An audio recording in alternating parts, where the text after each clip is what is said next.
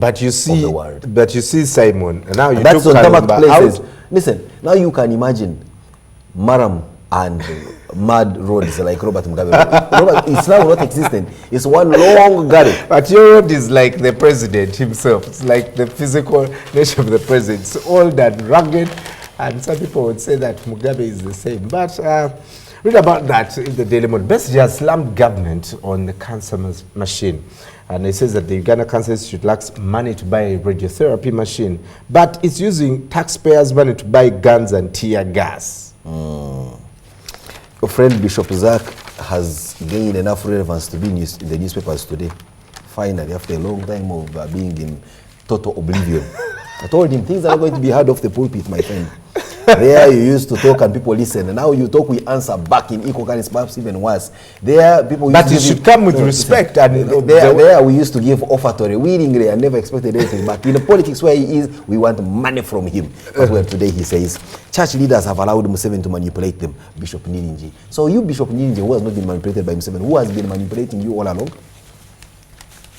No, he was choosing the right thing to do. You don't take a Pajero and then ask your congregation to vote. Does he need a Pajero from the president? Who? Bishop Zach. But your bishops are no, take Pajeros. If those other bishops were running multi-million shilling projects like that, you know, All Saints project that has been on Church House, you know, those projects that they're still fundraising.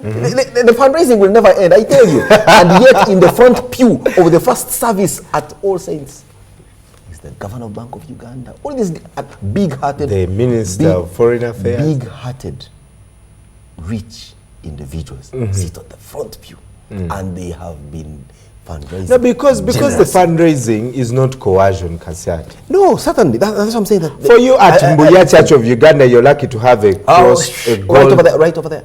A gold. It's Our Lady of Africa Church, Mbuya, not Church of Uganda. Our Lady of Africa. Whatever it is, you have a cross that is gold plated. Right. You don't have a name right. There's nothing else you Our Lady of If Africa you don't know the Church, name of the church, then you have no right to say anything about it. At Our Lady of Africa Church, if you have a gold-plated cross from Rome, that is different, okay? But this is a fundraising from the congregation, and it's not coercion. You give what you have.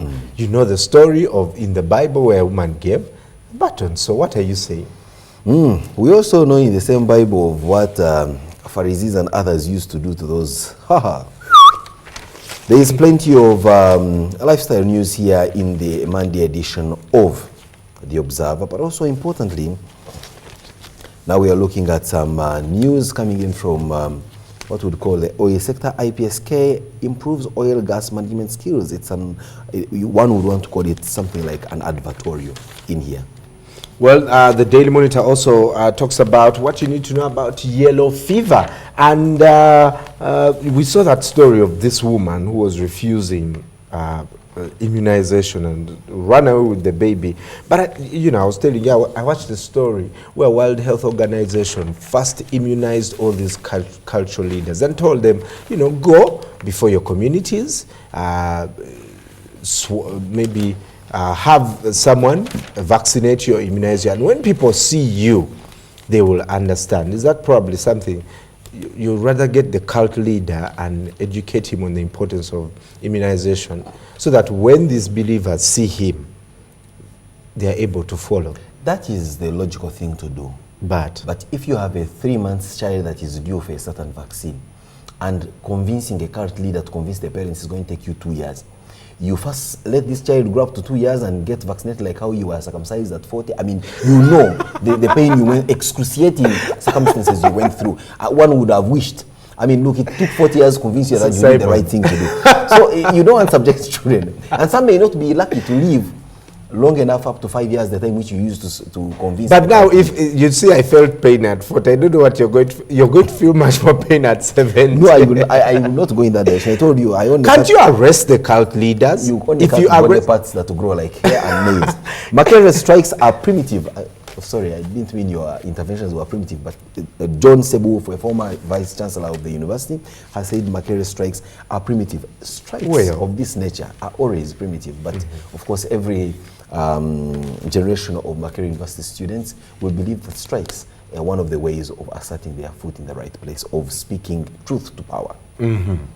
Well, of course, in business, here, many people are saying that more businesses are going to benefit more from the Stanbic loans. You can read about that. MPs want most funds for special needs education, and one begs the question, where will the funds come from if you're not going to pay your taxes? 19 is moving up the textile ladder after a turbulent past. When was the last time? Do you buy Ugandan clothes? I bought some T-shirts from Agoa before it ended. I don't know. But that was how many years ago? Right? I buy, what do you mean by Ugandan clothes? Okay, clothes made in Uganda, not to be changed. Not to be changed. What do you mean by made in Uganda? Made, the manufacturing is done here. Oh. When was the last time you wore something from Nightingale? I don't know, because... You were in P1? No, I don't know. I honestly won't lie to you the last time I did. The thing is, I'm out to look for quality clothes. And for me, one thing is for sure, at least lately, I have not seen much quality coming from that. But of course, they also sell, they have T-shirts and all that, these branded wear that you normally put on and all that. Some of us also wear what we call personal protective gear when you work in industries and all that, those overalls and all that. Some of them come from there. They're made in Chiembele. They are tailored. Chiembe does not weave cotton, does not make fabric. They are tailored in Chiembe. Yeah, exactly. Chiembe does not paint a white shirt blue. That is done at night in other places. And I think that they're doing an incredible job. They are trying so hard. But for me, what's most important not about Nightingale is the thousands of women and young men that work in there. When you are in Jinja, around Bukaya, where the Nightingale factory is located, and you see them coming into work in the morning, whoa, hundreds of them in their sometimes yellow T-shirts, that's the uniform, yellow and black. You will see a line of them, and I just stamp and say, imagine if Nightingale was not here, where would these young women and men be at the moment? They would have no that is also debatable, Kasiat. No, that I can tell you is a huge contribution to the society around there, that there is at least some form of employment.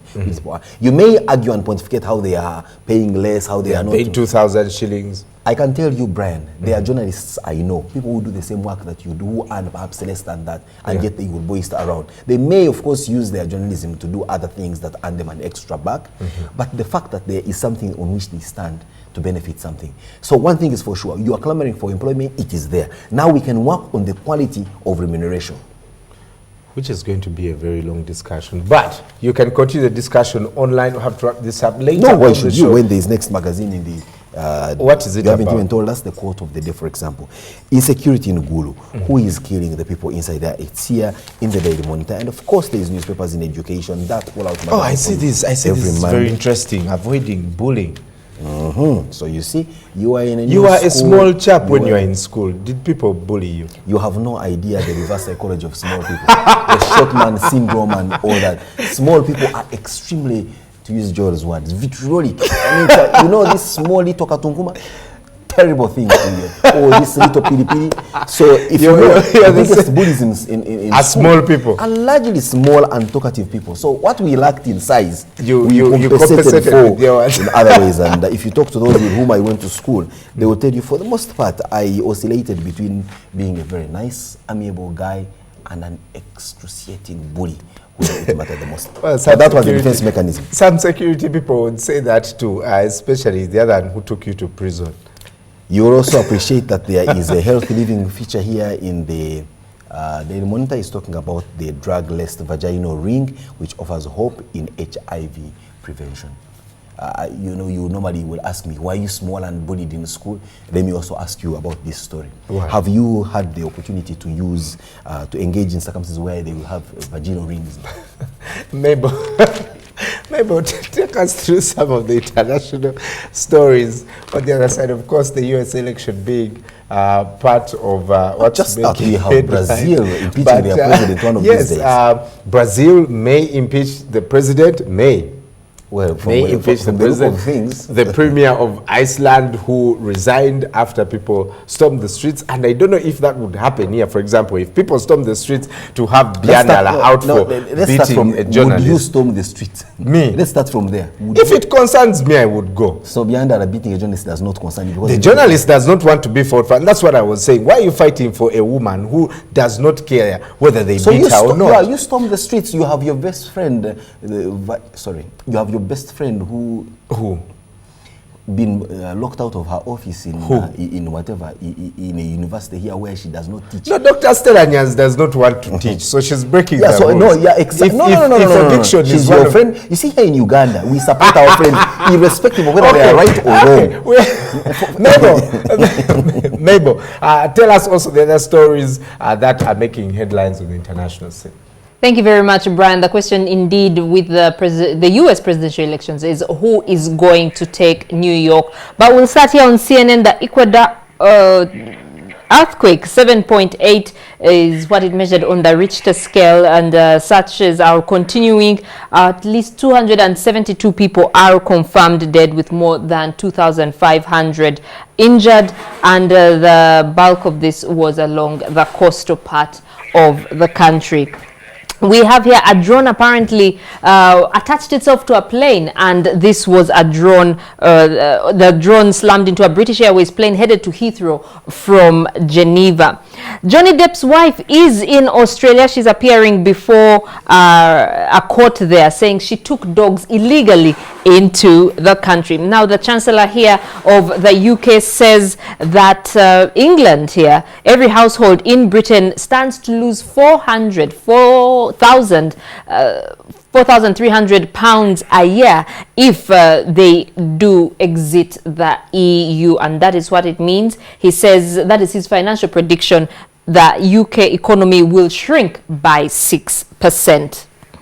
Diabetic women here skip insulin to lose weight, and this is quite sad here. Women who have type 1 diabetes are twice as likely to develop anorexia or bulimia, while 40% of sufferers between the ages of 15 and 40 regularly skip life-saving insulin jabs in an attempt to keep their weight under control. Story here of a sad story here of a lady, 27 years, who died due to lack of insulin. An interesting picture here of a type of rare monkey that has been born, the first of its kind to be born in a German enclosure, and they're just showing a straight, lovely bond between the monkey and its mother there. Obviously, breaking news here coming in. Dilma Rousseff, Brazilian president, has lost a crucial impeachment vote in the lower house of Congress on Sunday and appeared almost certain to be forced from office in a move that will end 13 years of leftist Workers' Party rule in the country. And here, Bernie Sanders is the closest candidate to the aspirations of millions of decent Americans dreaming of a better future. This is on the Al Jazeera website, an article there. And France and Germany here made a surprise visit to Libya to show support for the country's new UN-backed government. And Namibia, apparently Namibian lions and leopards take prey from racist farms. An interesting story on the BBC page. And someone who definitely will not be having a good morning today is John Moss. He is the referee of the Leicester West Ham game yesterday. A lot of controversy. Did he get anything right? And that is a big story here on the BBC page. That concludes our review of the stories making news internationally.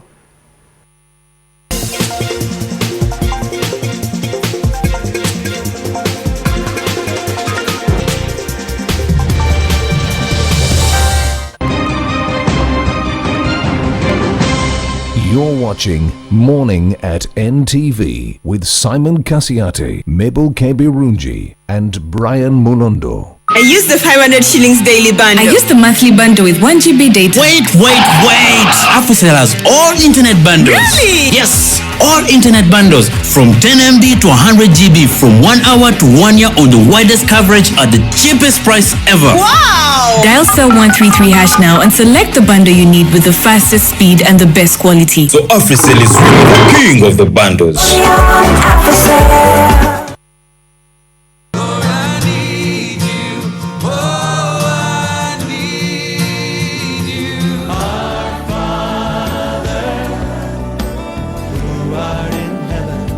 Raise the praise.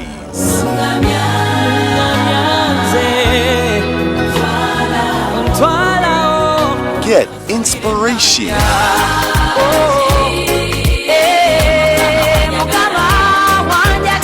Rise up every morning with a song of praise to the Lord.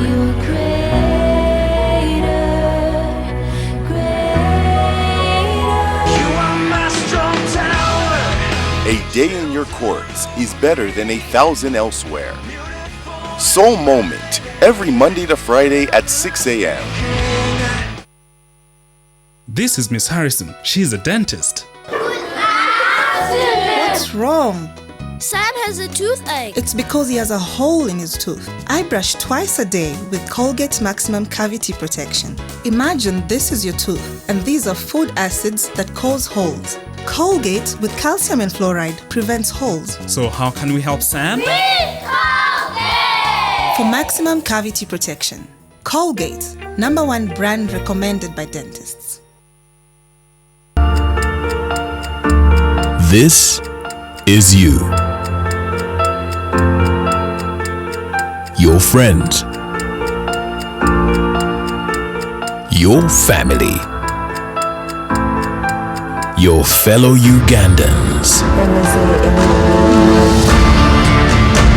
All arising. Because when people get information that is incisive, in-depth, and analytical, people take action. People create change. NTV News. Moving Uganda.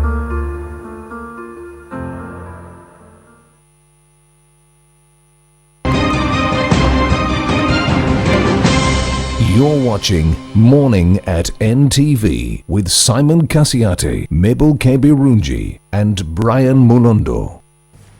Good morning and welcome to the big story. A big one indeed. It has made many tongues out there work. The amended income tax bill. Sounds huge, but a couple of things there. Of course, some people have clutched on to one particular one, and that's the bit about MPs deciding they'll exempt themselves from taxing their allowances and a couple of things. So we'll talk that when we get back for the big story.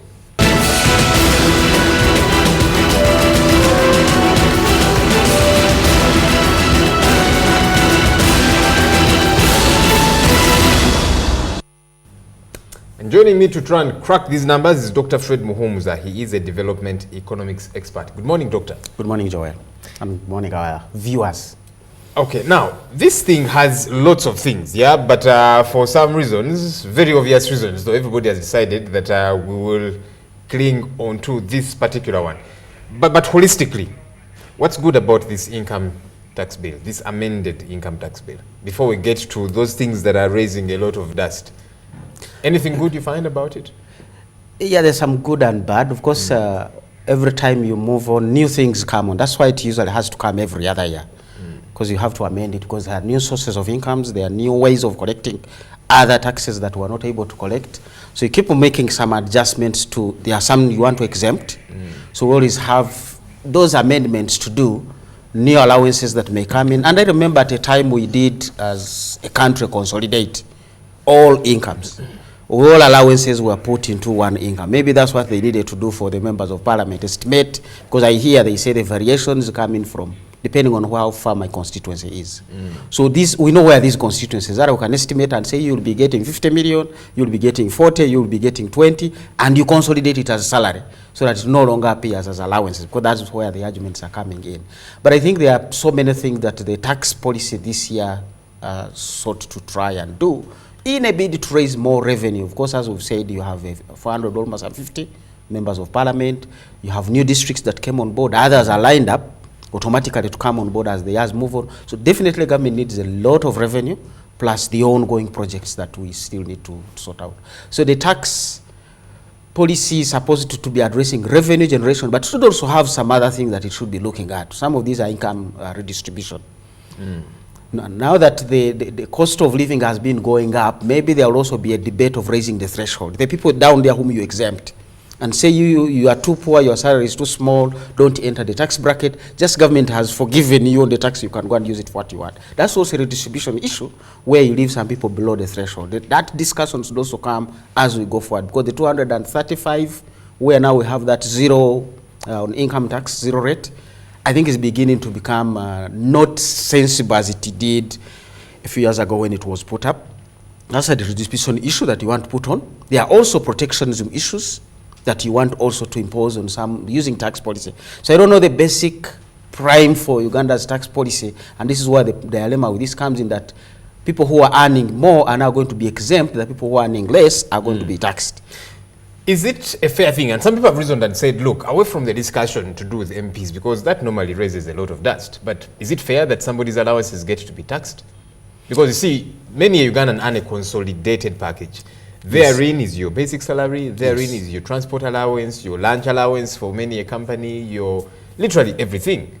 So is it a fair thing that those allowances get to be taxed? Because that's what I said, the reforms that consolidated it were trying to avoid those discussions. Because everybody would come and say, this is a medical allowance, this is now a housing allowance, this is the transport allowance, this is lunch allowance, this is I don't know which allowance. So but should we tax the allowances, should we not? Then we agreed and found that people were hiding their salaries or emoluments or take homes in these untaxed allowances.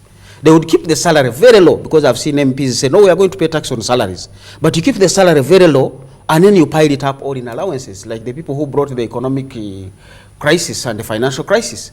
A man's salary is $10 million a year, but his bonus is 200 million. So he can say, don't tax my bonus. And he hides every emolument of his there. So the idea and the wisdom was, let's consolidate everything, put it together. That salary should pay for your house, and it's up to you to decide whether you want to sleep in your house 1 million or 100,000. But for us who have given you 5 million as an MD or 50 million as an MD, go and decide how you live, which car you drive. There's nothing going to be debating on how much fuel and all those kind of discussion. So the point was to clean up that complexity, and maybe we forgot to do it with Parliament. We need to work out the formulas, and they can be worked out on constituency basis to see who goes home how many times. Now that we have historical data, and consolidate all their pay, they will have variations depending on where they're coming from. And then you don't have this debate of my allowance not taxed and then my salary you can tax. You see, now that MPs have decided that they're going to exempt themselves from allowances, I mean taxes on their allowances, many a person out there are livid. Do you feel the MPs are greedy, like I'm seeing many people on social media say, or are they just being plausible? Because you see, also truth be told, MPs in this country, you know, even though they earn quite a bit, they don't earn as much as, say, Tanzanian MPs. Those on a month, when you do the calculations, they earn about 65 million. Those are Tanzanians. Kenyans, they earn about 51.9 million per month when you put everything together. So are our MPs greedy, or, is this plausible, you think? I think it depends on, it's just that they are using their power. Anybody in that position would certainly have tried to save their pay. And you could see some of their arguments where they are coming from. Of course, I know people who have now medical insurance, which used to be medical allowance. When you get a medical insurance that every time you fall sick, you go and get treated. That's a benefit to you. And I'm not sure whether URA taxes you for that little bit, apart from they have taxed the service provider, the other side. So similarly, the MPs are coming up, and some of them are saying, genuinely, I would think, that if I've been given 20 million to travel and go to my farthest district, somewhere in Amdat, the roads are so bad and every other thing. When you tax that, then you are reducing on my fuel that you should have taken me there. So in some cases, they might be right. In some cases, they might not be. Because even if it's housing allowance, and say, don't tax it. And some of them would be given a housing allowance of 2 million and they go and sleep in their own house, or possibly in something that is even cheaper. They have vehicles. Some of them have seen them with big vehicles. Others have small vehicles. So how do you work out those nitty-gritties? So they have taken advantage of a situation and used their power to exempt themselves. But it shouldn't be the discussion on the MPs. I know there are so many other people out here who have exempted themselves in one way or another. If the Panama Papers were to be squeezed thoroughly and you try to go behind the numbers, you'll find some of these companies are Ugandan. So everybody who has chance have exempted themselves. We have investors here who have gone to government for exemptions. So you have so many of these benefits that people have been picking because they have power, or they know where to go, or they know what to do. So I imagine the MPs have also just taken advantage of that. Here's where I find the challenge, that these are good members of parliament, determine their emoluments, they determine their pay. In Kenya, for example, yeah, even though they can pull strings in a way or another, there is a Salaries and Remuneration Commission, which does determine that. Many other countries have it even better organized. Our challenge here is our MPs determine their pay, and that is why each time there's a new parliament, they will clamor and make a bit of noise, and they'll pass it. People will make noise, but they'll pass it all the same because they do determine their pay. Maybe we should move. Of course, the reason why that was determined that way was that government, the executive, really shouldn't determine the pay of MPs. Otherwise, they will try and roughshod over them. If you want an increment in your pay, then you pass this for us. So they decided, you know what, determine your pay. Maybe we should move away from that, shouldn't we? And if so, how? Certainly we should. It is the how that is the problem. And as we have said, everybody is now going to use their power to keep the status quo that is to their advantage. Because Kenya also has a competition commission, where anybody will come and say, really, is this the right price you should be charging a bag of cement, a liter of fuel? And that has cleaned up a lot of things for them. You wonder why Uganda, just across the border, does not have such kind of things. Salaries Commission should have had that, and that's what I'm saying. The numbers can be clear. We can crunch the numbers and actually come up with what it costs an MP to visit his constituency and back, what it should cost an MP to live a decent life in Kampala, what type of house you want them to have, what type of car you want them to have. And all that kind of thing can be put on paper, and then a Salaries Commission or Remuneration Commission, whatever you want to call it, can come up and announce itself on what should be the respective charges on each of them. But to get there, the how is the problem. You need the same fellows to actually set up such a commission, because you'll have to go through the parliament to give it the power to even access public funds to be funded. Now, are they going to let you go that route? They now have the power within themselves. You possibly need a dictator a little bit for 1 week to come and amend all these laws and then hand back power, hopefully, and then move on from there. That is the only way you can do it. But right now, they have the power, they have the advantage, and they'll take it up. But it's not just them to blame. As I'm saying, they are benefiting from a bad situation across so many other areas where you have weaknesses in the law, abuse of power, in different areas, not just the members of parliament. Do you think our MPs earn a lot of money? I did give you the comparisons. Tanzania about 65, per month. Kenya about 51.9 per month, and that kind of thing. Well, of course, the economies are a little bit bigger, so one can excuse it that way. But given our economy, given the numbers that you see, how much we make and how much we spend as a country, do you feel our MPs earn a lot of money, or is it plausible? Plausible that they'll explain it away and say, look, there's a transportation, for me to go to my constituency. Our MPs, for example, don't have researchers. In Kenya, I think they have about 2 or so assistants for each of them. Ours, you've got to hire your own, you've got to buy a car of your own, you have got to literally, use this pay to take care of yourself. So some have risen and said, wait a minute, it is plausible, what they earn is not a great deal. Others will say, given our economy, these people earn a lot of money.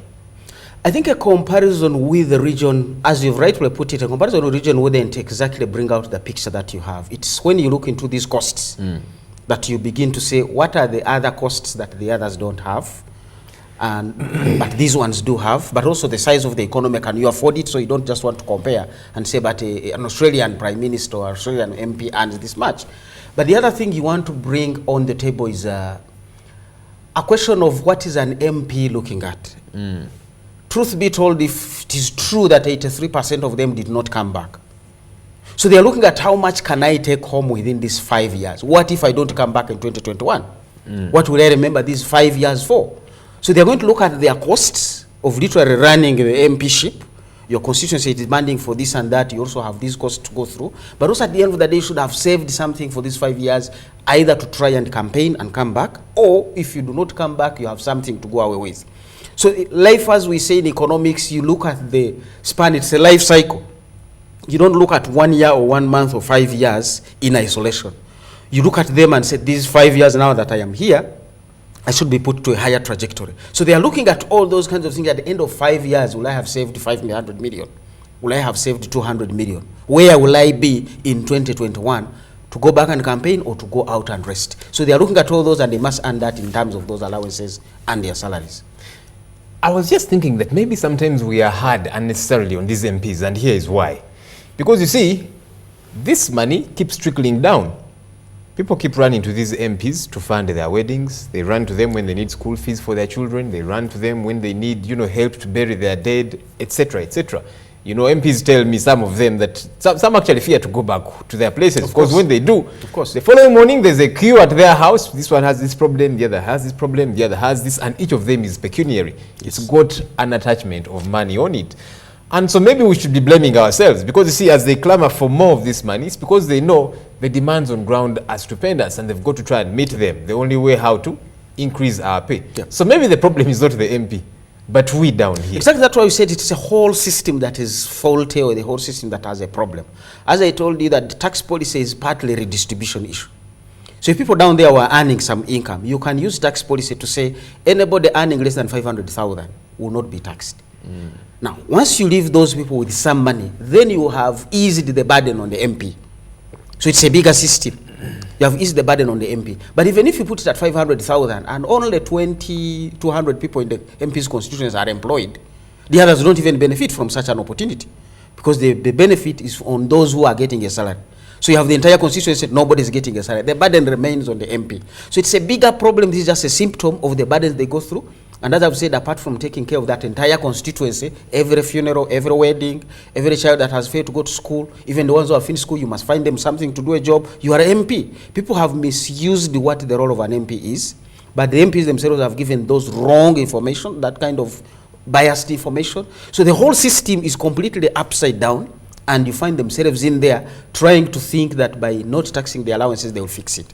I think they need to be looking at a bigger problem on how do we empower the community so that that burden is off us. I remember there was a time they asked for constituency allowance and failed to account for it. That's the Constituency Development Fund. Exactly. They thought that would fix the problem. We need to be fixing the problem through the mainstream of government, so that the MP's role is left to come and legislate. So let them question government, what is NADS doing? Why how come it has not improved the plight of my people? And so they are ending up in my compound.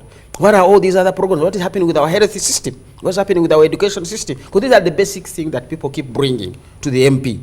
I need help on this, I need help on this. The very same things government has put in place, ministries whose day-to-day business is to actually resolve those issues. So I think the MPs need to look in that direction and say, let's face it, let's bring the executive here, let's bring the civil service here, task them to deliver their work so that that burden does not come to us. And then they can be taxed on their allowances, because what are they exempting themselves anyway? It won't be much. You talked about the Constituency Development Fund. Could it have been that it was misused? Even then, meaning it should be a good thing for an economy, for leadership, or that kind of thing. It's just that maybe these ones didn't use it as well as they should have. It can easily be misused, but I think it also... Is it necessary at all, even when well used? That's the whole point. That's the whole point. Was it necessary? Because why should you give money to an MP to go and develop a constituency in a place where there is Ministry of Works and the local government, where there is already a Ministry of Education? So what is the MP going to be doing? He has no implementation machinery to use for his development fund. Do you expect him now to go and hire people to build boreholes? There is somebody responsible for that. So once they get the allowances to go and convene people to sit and do what, we can facilitate that process. But don't give them a development fund. What is an MP going to do to develop his constituency? Now you find them in cars carrying coffee seedlings, carrying some cotton, carrying some beans that they are going to distribute to the people, small goats. Or that's not an MP's work.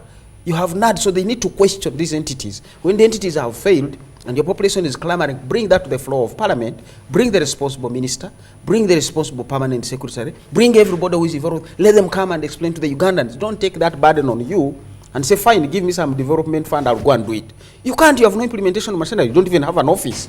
So how are you going to implement projects in water, in energy, in roads, in health? You can't do it. So it's a system that is not functioning well, and I think we are giving it a Panadol, and yet we actually need to admit it in a hospital, open that tummy, pick out whatever the problem is. It will be painful, certainly, and it will take longer to fix, but you fix the problem once and for all. At the end of the month, discharge that patient called the Ugandan economy, he will go and run and run and run, and you'll never look back. You've talked about the tax, and I'm just thinking about the widening tax base, or they should widen tax base. By that, really, clearly, government is mooting out a plan to try and widen it.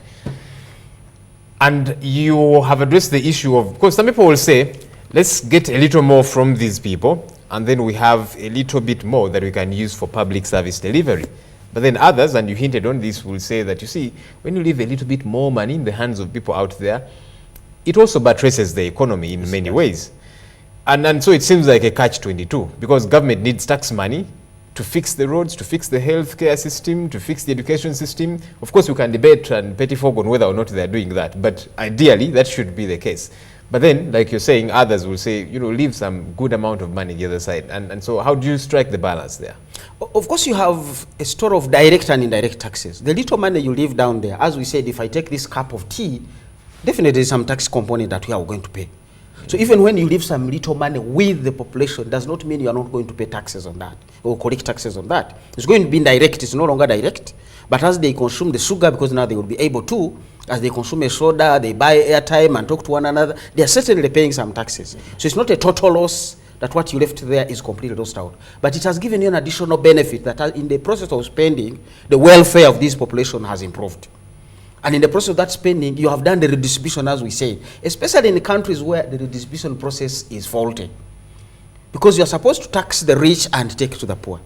Now, in a country like this where you have all this discussion and realities of corruption, you tax the rich and somebody puts in his bank account. So you haven't achieved the objective of redistribution. So one way would be, let's leave the poor with some little money. And then you grow up the economy in a balanced way like that. Then you come to the direct taxes, which is the income tax mainly, and then the profits of companies. You pick some of that money. For company taxation, it's 30%. For individuals above about 10 million, you end up at 40%. That's why we're saying if the MPs were to pay, they would give us about 41.5 billion at the end of the year, money coming back. Now, this has a way, that's why the MPs should not be exempted, because this has a way of, in a way, balancing up the government budget. That you give Parliament 110 billion to pay salaries, and you are sure the other 41 is going to come back by way of taxation.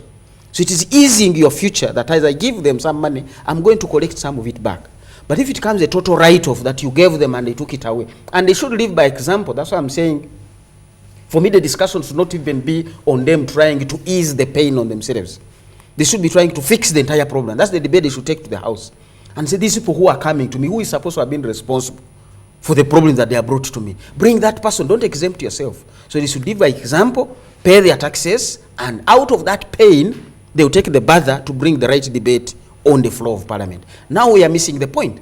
And once they exempt themselves, then they will never bring anybody to account, and they are not going to take care of those citizens whom they are claiming come to them. Because as we've said, some of them are absentee MPs. The reason 83% of them have not come back, the population was asking, since 2011, where have you been? But remember in 2011, they told us, because I'm taking care of the constituency, something they didn't do.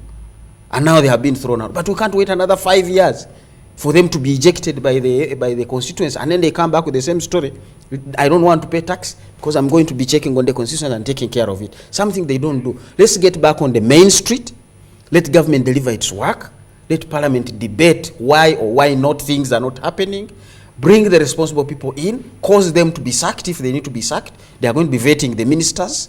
If a minister fails, tell him to go out. They should even be beginning to be vetting other senior officials like civil servants. So that if any one of them fails, they don't hide behind there and say, mine is civil service, you cannot vet me out. Let them bring people to account, and for me, that's the business we need to be debating here. Even as we advocate for some, good amount of money to be left in the hands of the populace, others will reason and say these countries that we admire, where the healthcare system works and really works, the infrastructure is in awesome shape, the education system, everything really works. They pay stupendous amounts of money in taxes. Yes, they do. Some to the tune of half their pay, some even 60%. And so others will reason that, look, if we want to get there, then we've got to pay a lot more taxes as opposed to leaving a lot more money in the hands of people. But we also need to, in the issue of taxes, we also need to know what are we spending on and how are we spending. The issue of efficiency and effectiveness. So it's not that, and I think Uganda's problem is every time we see a problem, give me money. And that's the talk I used to hear and keep hearing from departments that are implementing. Give me more money, I have a shortfall, I have this, give me more money. Can't you really think of other non-financial ways of solving a problem? We have a very curative biased health system. And I remember 10 years ago, maybe more than 10, we looked at the data generated by the World Bank. Because the Minister of Health was saying we are at $28 per capita in Uganda. Government is bringing 12, private sector is bringing about 16 or 18. But the recommended WHO World Health Organization standard is 40. Per person should have $40. So they were multiplying the Ugandan population times that and times how many people are going to come in. And Uganda was at 28. Ethiopia was at 12, far below us. But when you looked at the outcome from the health sector, Ethiopia had better results. Because they have invested their money at the bottom, village health teams, what you would call our health center 1 and health center 2s, to prevent and then cure some of these basic diseases. Now Uganda, you're investing top heavy. So is this where you want to put your money? Every time I go to NTV, I try to avoid looking on my left side, where there is a very big area fenced off almost square mile, that want to put a high-end hospital. And at the same time, we are saying we are withdrawing from health center tools. You are going to withdraw from. So is this expenditure for the people, or is it for us who can debate and influence and go to Dubai and India for treatment, now want to be treated from home? So you are going to spend $200 or $300 million putting a high-end hospital. Which end do we want to talk about, the high end or the low end? So we need to get back to that debate and say, even when the taxes are not yet that much, how are we spending the little that we have? Is it efficiently and effectively, and is it in the right priority areas? So the debate on can we increase the revenue base? As I've said, in a poor country, you cannot increase that revenue base. People are already poor. The other day I crunched the numbers, and not many Ugandans earn more than $3 a day. And that explains their consumption. So consumption taxes, you won't get it. Income taxes, you won't get it. You cannot milk an anemic cow and hope to get milk. All you need to say, how do I begin now to treat this cow, invest in it, so that over time it begins to give me the liters that I need. You might even need to change the cow. So what are the reforms we want to bring to this economy to make it more productive, and then you can tax more. But where we are standing, we certainly are not going to be able to get much revenue out of this. We've got to look at ways of efficiently using this revenue that we have, preventing corruption, and putting the money into the right areas. Then you begin to kickstart the economy to get back to a level where you can sit home and the taxes will fall in as you are sleeping, because people will be paying their taxes. From here, I want to go and pay my taxes. I've not talked to any URA official. I went online, logged in, printed my form. I'm going to the bank to pay. But if I am paying, say, rental, I can only pay if there is a tenant. The day that tenant doesn't get a salary and drops out, I will also write to URA and say, sorry, for the 6 months last year, there was no tenant. What happens to URA system? A very good system, very efficient, everything is running very well, but I had no tenant. So we need to be looking at the productivity within the economy. How do you channel things in there? People have planted trees. What money are you getting out of trees that people have planted? So why don't you go and begin taxing those forests? Because every rich person, instead of building a house, instead of doing some other thing you can tax, has gone and planted their trees, and they are not taxable. So we need to get into that discussion, but who is going to take us to that discussion? The very same people who have planted the trees don't want you to tax them. The very same people who are bringing thousands and thousands of liters of milk in the country, in the city, and earning money, bringing in cows and earning money, the day you want to tax them, they'll tell you, no, you want to tax agriculture. Agriculture is for the poor. But they are not poor. And we can sort out who is rich and who is not in agriculture and tax the rich. That's one way to go. So there is a lot of discussion for me, which goes back to the heart of what is the tax policy objective in Uganda. We need to open that debate and discuss it. You and I, who are in the formal sector, really get the baiting when it comes to taxes. Of course we do. Because, you know, we are the easy target. It's easy to get to us tax-wise. But the informal sector that you talk about, where there's a lot of money, like you have been adumbrating, how do we get to them? Maybe it's politics. We fear them because, you know, they are a political constituency that we sometimes don't want to touch, but they've got the money and they can buttress the economy. And that's the issue, is that the politicians now, like these ones, have just exempted themselves. And as I told you, there are so many other rich companies which should have been paying tax. When I was at the ministry, I used to see them coming to say, Minister, we want an exemption of 10 years. And then you say, fine, give us your investment proposal and we'll look at the cash flows. And you could see that this company is going to break even and begin to make a profit in the second year. So why should I give you a tax exemption for 10 years? When the remaining 8 years, you are going to be making a profit. And even our tax policy allows you to carry on the losses you made in the first and second year. So I'm like, Minister, these ones don't need an exemption. Now, those have exempted themselves out there, but because they are discussion, they are not members of parliament, so it couldn't have been in the open. Who else is not paying tax out there? There are so many. And others have disguised their companies, others have disguised their names, and they are all out there. Now, you want to consolidate a database. Nobody wants you to do that. You have a national ID, you have a tax identification number, you want to link them to the bank accounts of these people, then they will refuse you to do that. You want to put things and say, everybody who has bought, I remember 4 years ago, wanted to tax land. People who are buying and transacting land, we said, fine, if anybody is paying something that is beyond 50 million, he should tell us the source of income. Because 50 million is good money. Now, if that source of income was taxed at that point, you not pay any taxes. But in the event that the source of income was not taxed, this is our chance to tax you. People came and said, no, you are going to distort the investment. You are going to stop the land, the real estate industry from growing. So you have people who are not committed to making Uganda Sweden, but every time they want to admire Sweden and refer to Sweden. Sweden, by the way, there was a time, and I think it is still there, that you can just log into the tax system and you see everybody's taxes, including the Prime Minister. Everybody, the system is there. Nobody is hiding anything. So you want to check your boss's taxes, log in and go in and check. You want to check your maid's taxes, if she's having some other work while you are away, log in and check. That is how transparent their system was. But you can't get there without these, we are saying, policy reforms and institutional reforms. Now we have a national ID. We have phone numbers. We have bank accounts. Because every time you transaction on your phone, on your bank account, your phone gives you a message. So why can't we link that to all your income that is in that kind of bank account? And then we see what are the sources of income that are not being taxed. That is one way to raise the taxes from those who are able to pay. But the moment you want to bring such a policy, the same parliament, the same technocrats, will lobby everybody, will take you to State House and say you're undermining government, you are doing all those sorts of things, but government will be undermining itself if it doesn't raise these revenues. So the debate for me is on policy, the debate is on institutional issues. Can we get back there? MPs now have just given us a wake-up call that anybody who has ability is actually exempting themselves. And they are more underneath than just the MPs. These Panama Papers that you talked about, you know, every once in a while there's a bubble that will burst and people make noise about it, but then we move on swiftly. For some reason, the population, you see, you and I, the elite, we go on social media, make a little bit of noise, tweet about this and so on, but maybe we don't have as much influence as we tend to think we do. Do you see these leaks in any way, now talking globally, changing things tax-wise? Because, you know, these leaks talk about these powerful officials and companies that for some reason decided we don't want to pay taxes, so we'll maneuver our way out of it. Of course, that is the global pressure now to look for money. And it's not even being driven by the interests of global politicians. It's being driven by the interests of security. Because the global politicians have enjoyed this for centuries. But now when terrorists began to hide money through these other angles, you know, Switzerland, everybody wanted to bank their money in Swiss accounts. Because once there, the money is safe and all sorts of things. Now people created the companies and the havens, tax havens that they call them. And we know them. They are well known how much money goes into these countries. You even can look here and say somebody has brought an investment from London, an investment from Kenya. But when the profits come, the profits are sent into Panama, the profits are sent into Hawaii, Bermuda Island, you're like, but the company came from this side, how the profits going the other side?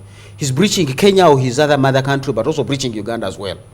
Because you do not have a double taxation agreement, you can't follow up some of those monies. So we need to get to that level, and this is the time to take the advantage that the global debate and discussion is on to open up all these kinds of things. IT has also come up very well, that the records are available electronically. Thank God we sometimes have bad fellows, you call them hackers, but they hack into the system and open up every other thing and put it out there and say, look, this is what is happening. Some leaders have resigned globally. The system is still going on. I'm waiting for somebody to give us more of the Bermuda Triangle papers and maybe Hawaii papers. Who knows, Mauritius papers. These are some of the places, South African papers. We might catch some other Ugandans who are hiding behind there. But as I'm saying, one other would have caught them. Let's begin inside the country, make the right laws, link every bank account. When I was in the UK as a student, I got some small job. I wanted to buy myself a computer. So I got some small job. The day the check hit my account, 4 days later, I found a letter from the tax authorities.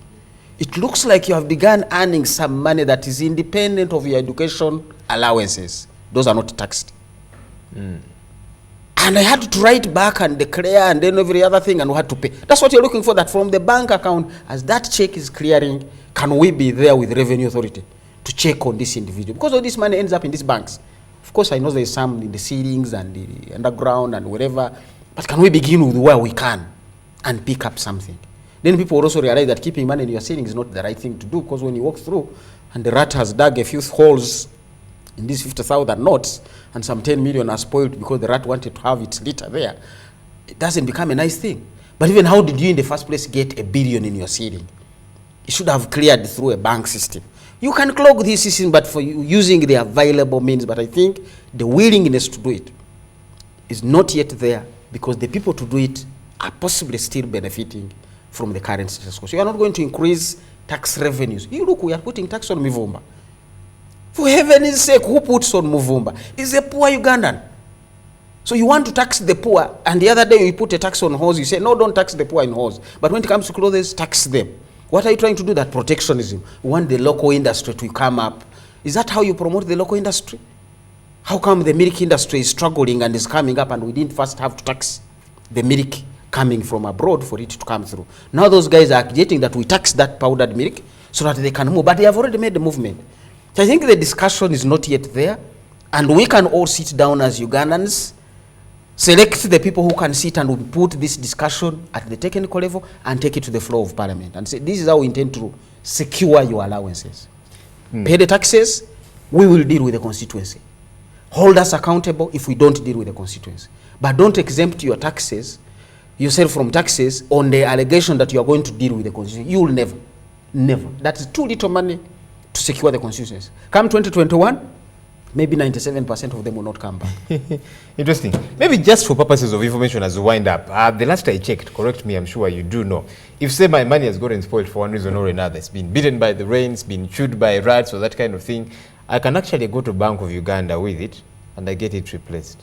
Is that the case? Yes, you can get it replaced. As long as we can see the notes and the amounts, some scanty information that is available there, you can have it replaced, because it's no longer being used, and yet Bank of Uganda will be counting it among the money in circulation. So you don't want it to be less. They can go and ban up that. They even ban spoiled notes, old notes. They do all that kind of thing. So you can have it replaced. But if you bring up 1 billion, then we get to catch you Bank and of find Uganda out how should did ask you you get some it. question before they replace it.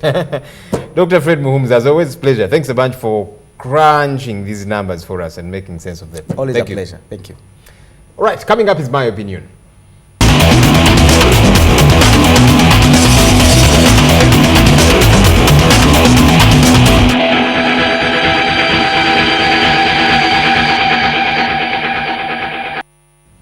I'll tell you, taxes are very important for any country to develop.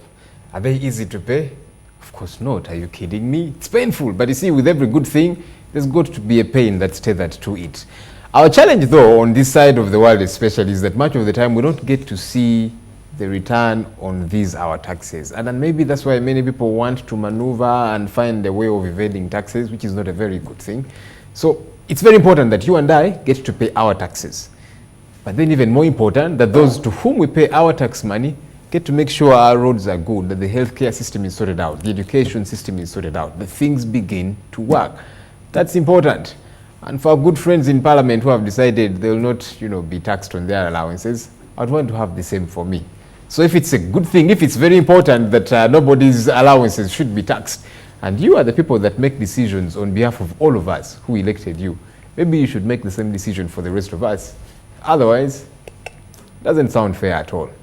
And that's it for today's edition of The Big Story. Thanks a bunch for joining us. My name is Joel Senyonyi. Coming up in a bit is an update on sport.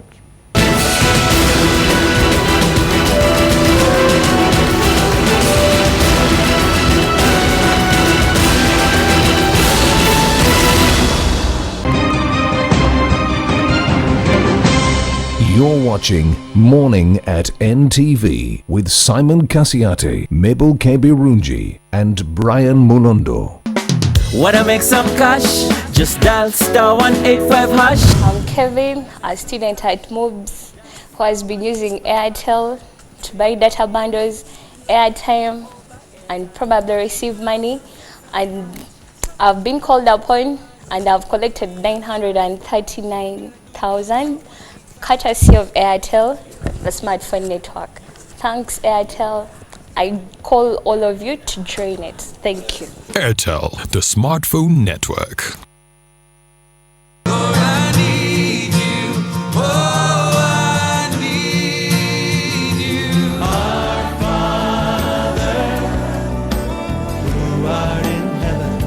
raise the praise.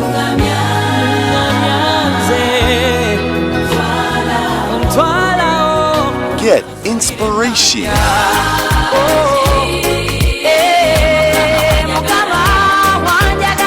Rise up every morning with a song of praise to the Lord.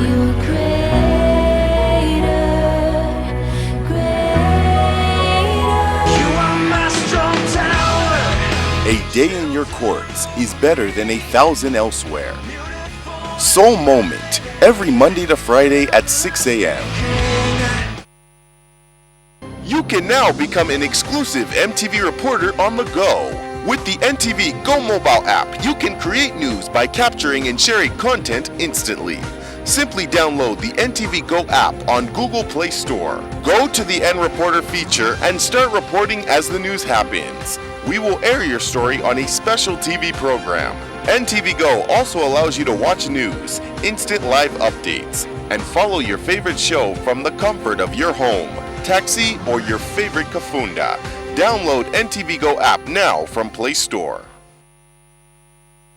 On the next episode of Revved Up, Uganda's premier motoring show, is back once again with an all-new and exciting episode. Join us every week as we take you through the latest innovations and developments in the motoring industry. All this and more on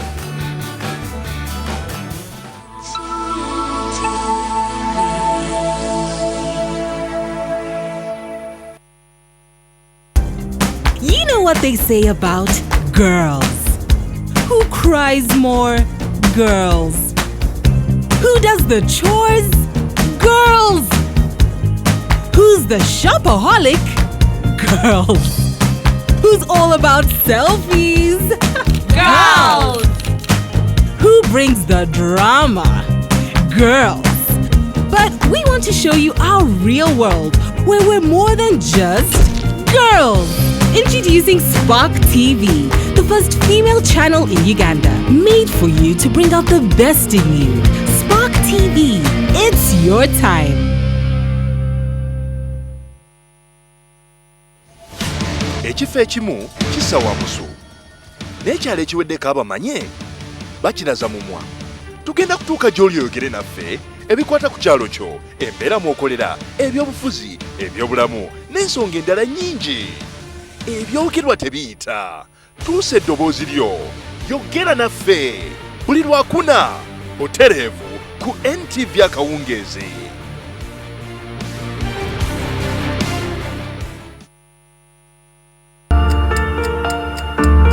This is you.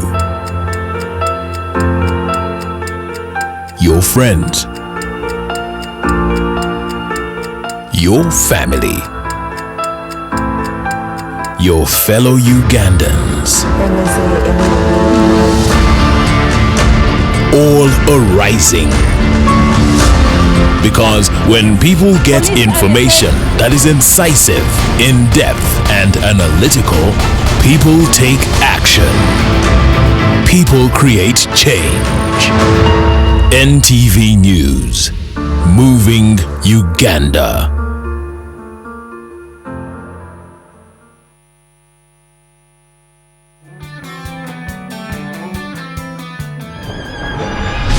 This week on T Nation. Everybody do the shoulder back.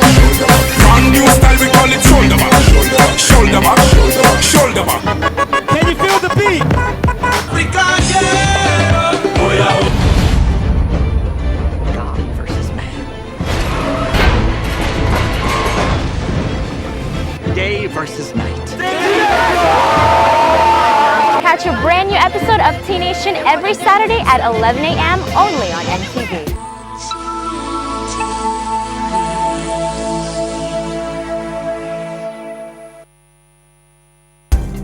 You know what they say about girls. Who cries more? Girls. Who does the chores? Girls. Who's the shopaholic? Girls. Who's all about selfies? Girls. Who brings the drama? Girls. But we want to show you our real world where we're more than just Girls! Introducing Spark TV, the first female channel in Uganda, made for you to bring out the best in you. Spark TV, it's your time.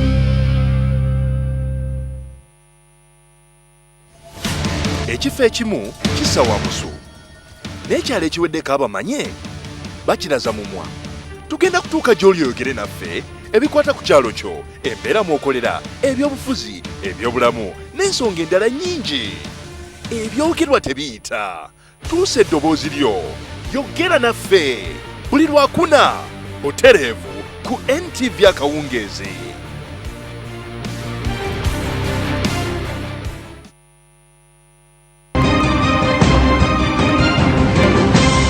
You're watching Morning at NTV with Simon Kasiate, Mabel Kebirunji and Brian Mulondo. Barca's loss to Valencia did have repercussions as it did blow the title race wide open. Joining me to discuss this and much more is Darren. Morning, Darren. Morning, Derek. Darren, first, it was a hotly contested weekend of sport over the weekend, from the Uganda Premier League to China in the Chinese Grand Prix and world over. But let's begin with the Uganda Premier League, where KCCA FC now stand 9 points clear at the top of the log. The Ginger side continue to be stubborn as Bull beat Vipers, the league champions, 1-0. Well, in the title race for the Azam Uganda Premier League, as we edge closer to the final days of the season, and if many people thought the title decider would come on 29th April between KCC, the hosts, and Vipers at Nachivubo, looks like it will be a ceremonial game probably to just confirm that KCC will be champions, because as the days go by, looks like everything seems to be flawless for KCC. Ever since they fell to Bull some time back the other month, they've picked up results in that manner you'd call a manner for the champions, the way they've picked up the results. And to probably signify that they will be champions, anything could happen, but to probably signify that they will be champions, the results that they do get and the results elsewhere all favor them. Even when you think they're going to probably drop points, like this game they had against Ginger Municipal Council, JMC Hippos, on Saturday, they managed to pick the points, 3 of them, Dennis Okot scoring as well as Derek Nsibambi, at the time when so many players were out of the team because of injury, others because of different factors.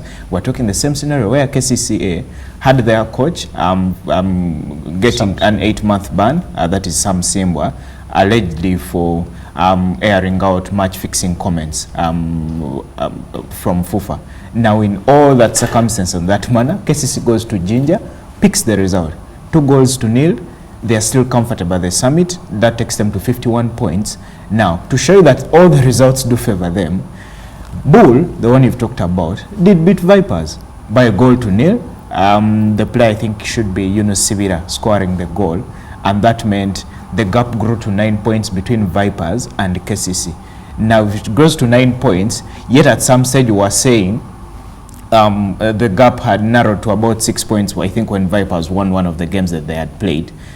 You thought now you're going to begin to worry for KCC, maybe they will either get complacent or the pressure will fall in and eventually they will crumble, and then the title will be saying it's heading back to Buikwe, and then it's other people who are thriving in the delayed. But also, not only Vipers lost their game. URA could not beat Soana. They lost 2-1. Express there, I think they managed to beat Lueza 2-0 on Saturday. That's the only, if you look at the teams that are close to KCC, that's the only team that managed to pick a victory over the weekend, because URA lost, KCC lost, Soana is the other team that did win, and now you can see where JMC Hippos is falling, because we are talked about it of having played much more games than all the other teams at this stage. Now they fall into that place that should be about position number 6, as other teams do follow by. But also you can't forget the result that Vela did get, the 4-0 victory over Sports Club Victoria University, a team that looks like is already comfortable with getting relegated, because they are sandwiched between Simba and Maroons in the bottom 3, and the result against Villa, for Villa maybe they'll celebrate about it because it takes off the other the bad memories that they got when they traveled to Morocco in the capital, that's Rabat, against FUS Rabat in the second round of the CAF Confederations Cup. If you remember the other week when they lost 7-0. Now they replied with scoring 4-0. Umar Kwasuba getting a brace. There was an own goal as well as another from Martin Kiza as Villa won 4-0. Remember, Villa now have only played 19 games. It means they do have 11 more games to play to complete the season. So we're going to see more Villa in the coming days. Almost every match they will have Villa. But of course now they need to first sort that second leg against FUS Rabat on Wednesday. I'm told Rabat is already in town for that contest there. The coach, that is Ibrahim Kiria, coming out to say they won't score 7.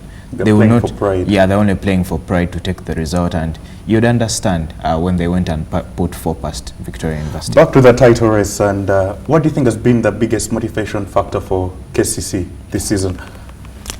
It's going to be one thing. One, KCC is one of the teams that do invest heavily. Now with that level of investment, I know it is an institution club that will probably love to stay for a long haul, where they can manage to win titles, and then they'll be akin to those other teams you talk about on the African continent, where you say if it is Egypt, you're going to talk Al Ahly. If it is Ivory Coast, you're going to talk ASEC Mimosas. If it is Ghana, you're going to talk Hearts of Oak. If it is Nigeria, you're going to talk Enyimba. If it is Congo, you're going to talk AS Vita, Don Bosco, or TP Mazembe. They want to get to that state. You probably start this way. If you remember last year, they signed 2 coaches. Sam Simbo, who is now banned for 8 months, as well as Mike Mutebi. They needed change. At the start of the season, they signed about 13 new players, if you recall. And let go of almost as many. Yeah, and there was change of guard, the captaincy. Tom Masiko, who was injury prone, giving the armband to Dennis Okot, and there was a function held. How many clubs do that? Not many. But you'd understand if it is KCC that is an institution. Now, if it is an institution, you'll have to yield results. Why? It is taken as an institution where every aspect that a company ought to have, KCC does have it, because it has the money, it has the structure. Now, if you have the structure, what do you need else? Results. Because the players are motivated. Almost everyone who does cover the league knows that the KCC players are players who are paid most.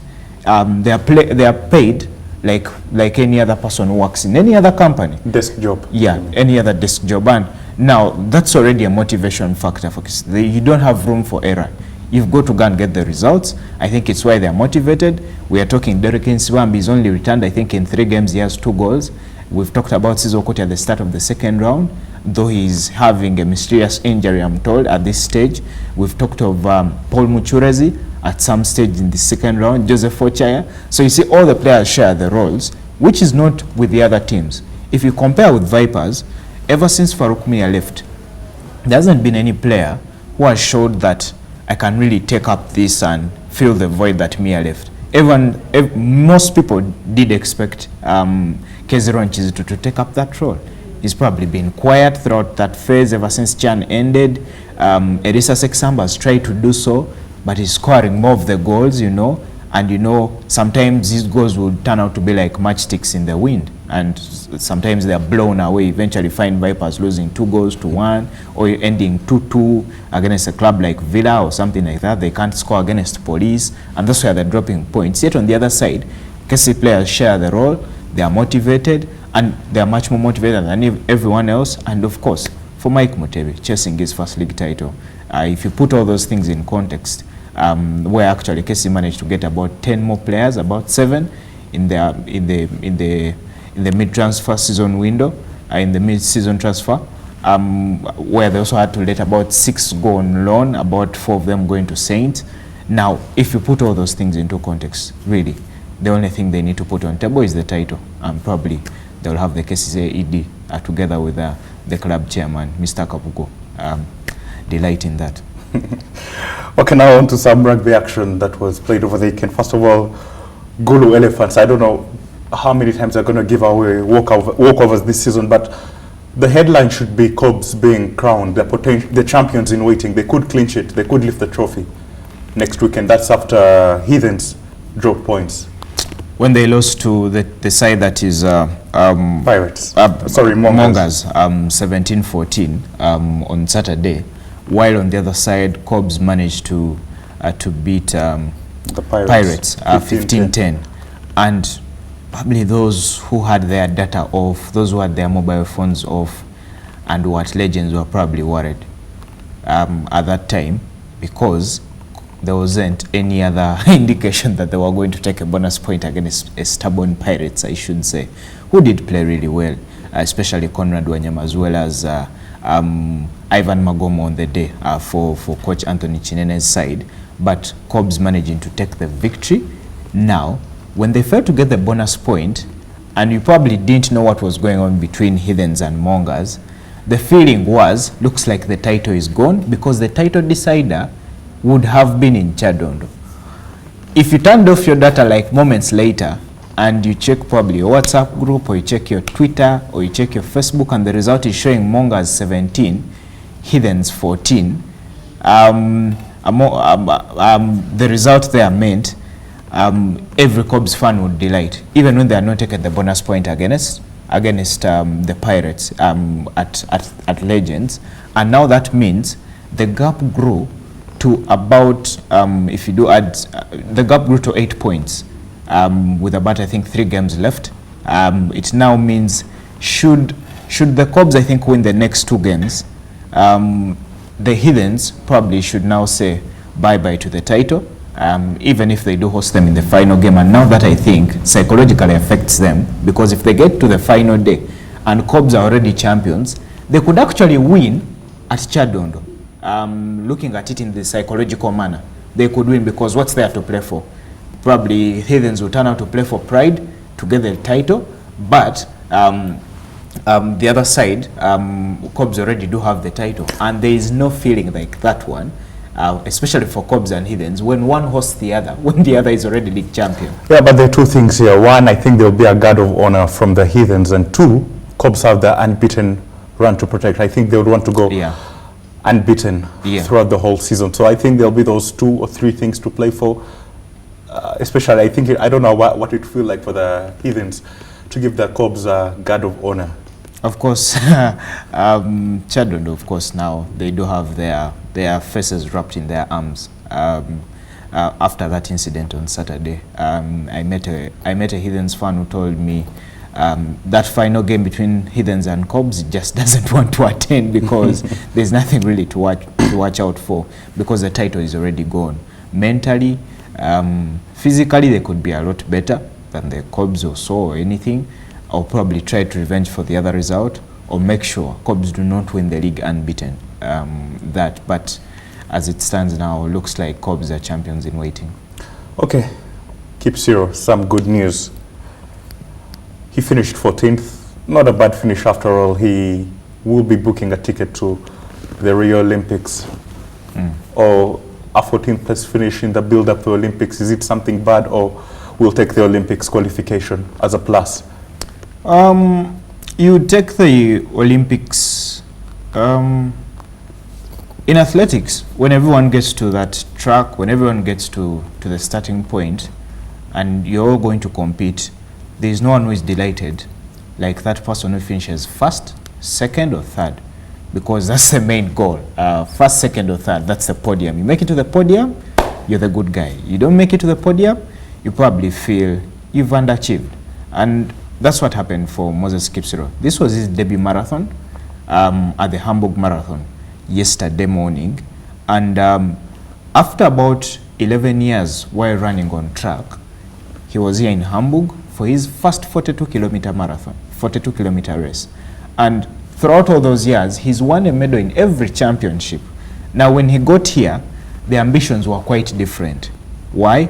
This was the only opportunity he was left with to qualify and make it to the Olympics. Why? He had caged himself into the marathon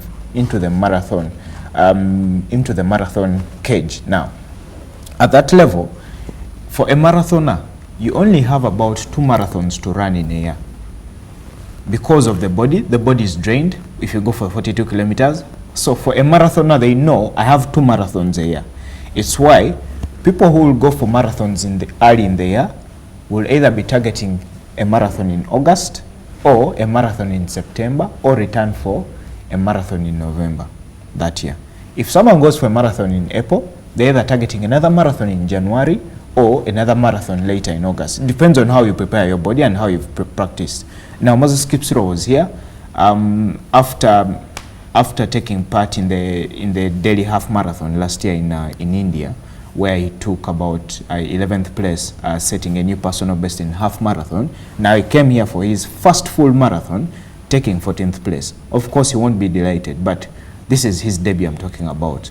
And at the debut, his only target was beat the Olympic qualification standard for the marathon, because he's always been qualifying in 5,000 meters, 10,000 meters, because he was at the Beijing Olympics. In 2008, he was at the London Olympic Games in 2012, but all for 5,000 and 10,000 meters. Now he was trying to qualify for the marathon. While finishing 14th, he still managed to qualify for the Olympics in a time of 2 hours and 15 minutes, 30 seconds. That's well under the qualification mark of 2 hours and 17 minutes. So he managed to qualify. But the trick is here, Derek. When he qualifies, it now means 7 Ugandans have qualified for the marathon, for the Olympics. Uganda Athletics Federation does have, I think, about 4 slots. Already, you're guaranteed the defending champion, who is the Olympic champion, Stephen Kiprotich, will be there. He finished 4th at the Tokyo Marathon. You have the Commonwealth bronze medalist, who is Abraham Kiplimo. You have the world bronze medalist, who is Solomon Mutai. You have others that include Alex Chesakit.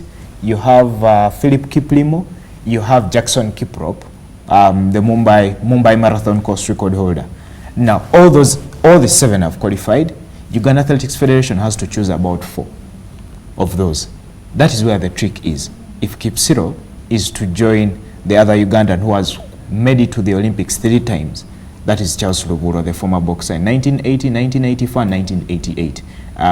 There. So that's the trick there. 7 marathoners for Uganda who have qualified, all trying to vie for those slots in Rio. I don't know what the criteria will be, but it's now going to turn out to be tricky. But Kipsiro qualified from Hamburg. Indeed, it will be a tricky one now. 3 wins out of 3 for Nico Rosberg, this time in China. 1 came in Malaysia.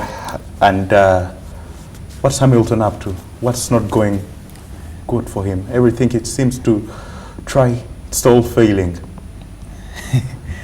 Race number 3 of the season, after Australia, Bahrain, and China yesterday. Yesterday, everyone, in their mind, they were saying, this is the time Hamilton should get up and take a victory and put silence to everything Nico Rosberg has been doing. Because at the moment when they were starting yesterday in China, Nico Rosberg had won 5 races in a row, 3 towards the end of last season, and then the first 2 this season in Australia and Bahrain.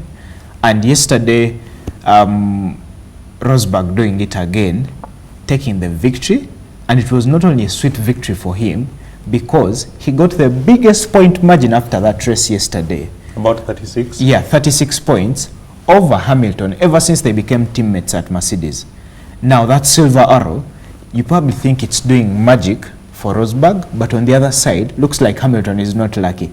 He had another collision within the race there, and he still had to play catch up for quite some time until he took 7th place, where he managed to finish 7th.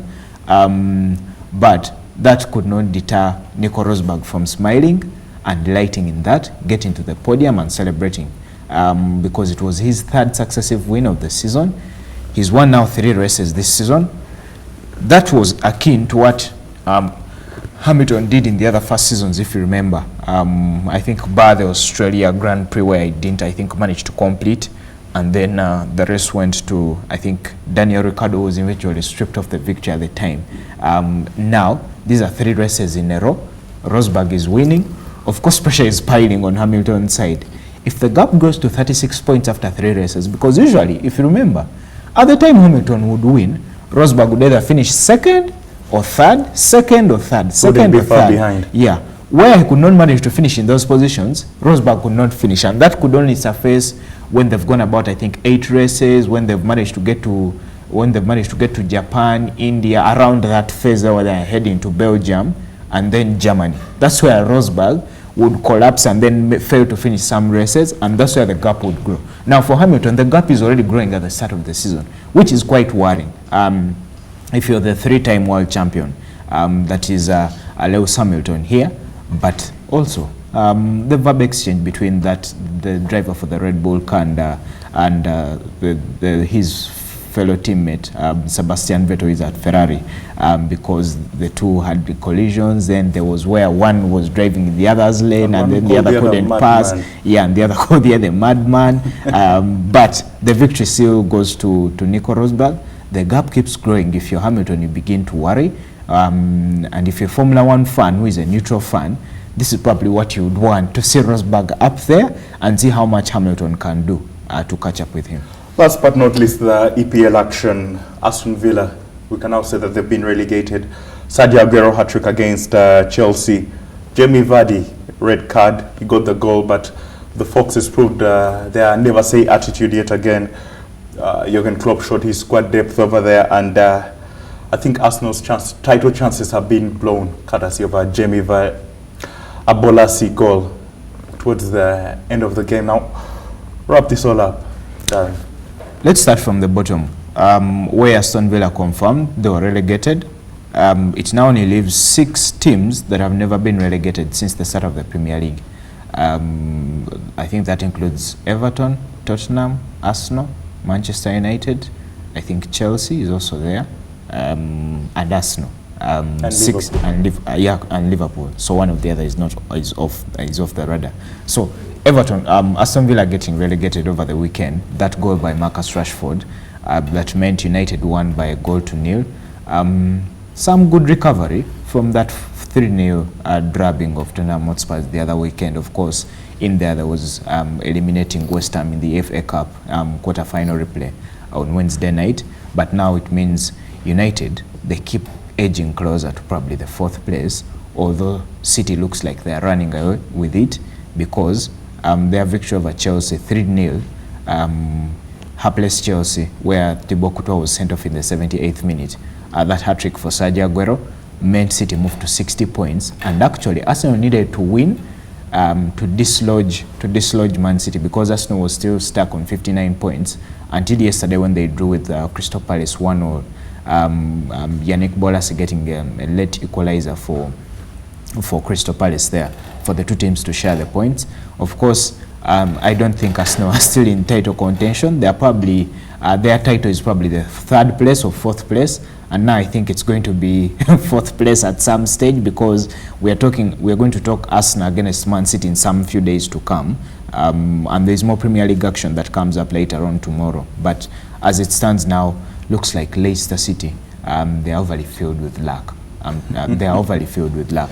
On a very bad day for John Moss, the referee, who did things close to what Robert Done did in the Uganda Cup final, the Royal Uganda Cup final in Tungamo last year.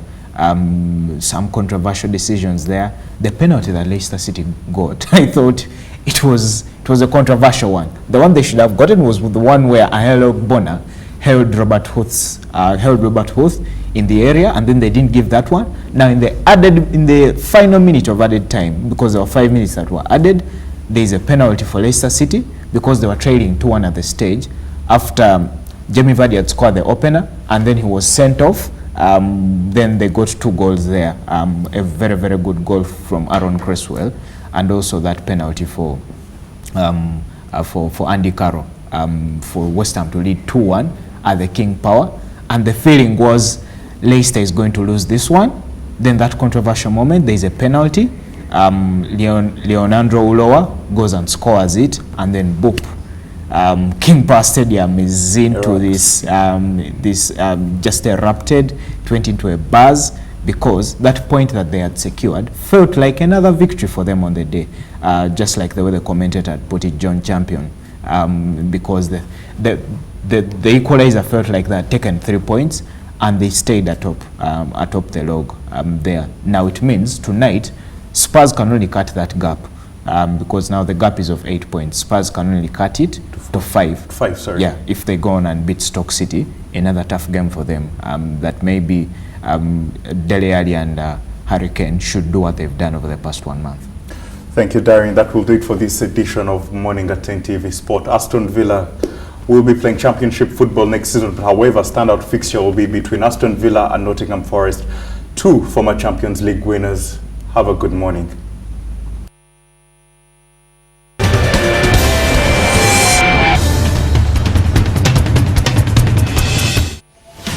Ekifo ekimu kissa wamusu n'ekyalo ekiweddeko abamanye bakiraza mumwa. Tugenda kutuuka gy'oli oyogere naffe ebikwata ku kyalo kyo, embeera mw'okolera, ebyobufuzi, ebyobulamu n'ensonga endala nnyingi. Ebyogerwa tebiyita. Tuusa eddoboozi lyo, yogera naffe buli lwakuna butereevu ku NTV akawungeezi.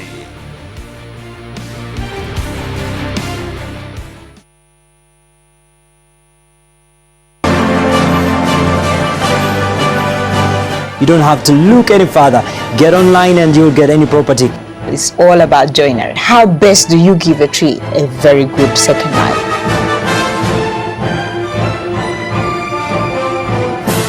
Because there's already development happening around. Say for example carpets, thick luxurious carpet, and you say I've gotta have a carpet wall to wall in my house, but we're a hot country. Welcome to the property show where we make real estate sense.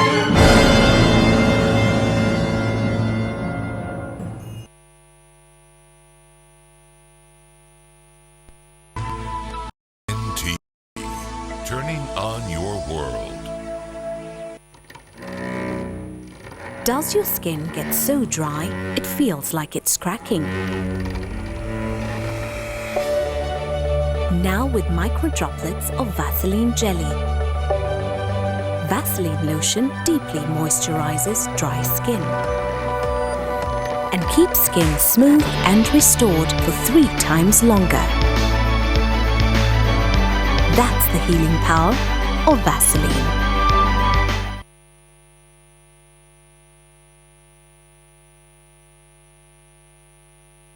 You can now become an exclusive MTV reporter on the go. With the NTV Go mobile app, you can create news by capturing and sharing content instantly. Simply download the NTV Go app on Google Play Store. Go to the N Reporter feature and start reporting as the news happens. We will air your story on a special TV program. NTV Go also allows you to watch news, instant live updates, and follow your favorite show from the comfort of your home, taxi, or your favorite kafunda. Download NTV Go app now from Play Store. Mirembe Villas is located at Chigo, Kampala, adjacent to Serena Hotel and Golf Course Club. The villas are the largest residential project in Uganda. They offer the market high-quality villas with top design, convenient transportation, tight security and property management. Villas of 4, 5 and 6 bedrooms give the customer best options. Professional property consultants will be at your service to customize your payment scheme.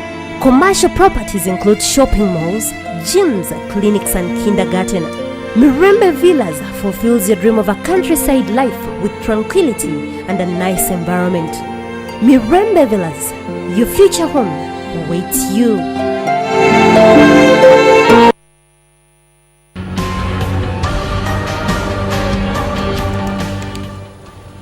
Greta! Greta!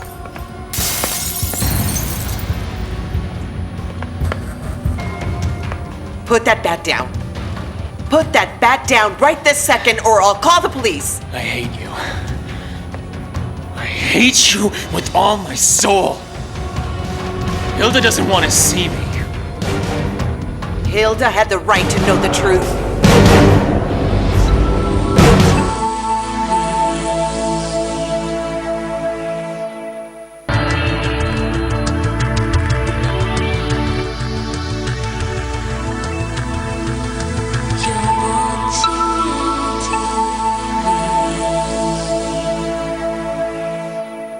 Mwasuza Mutia is brought to you by Radiant. Feel yourself.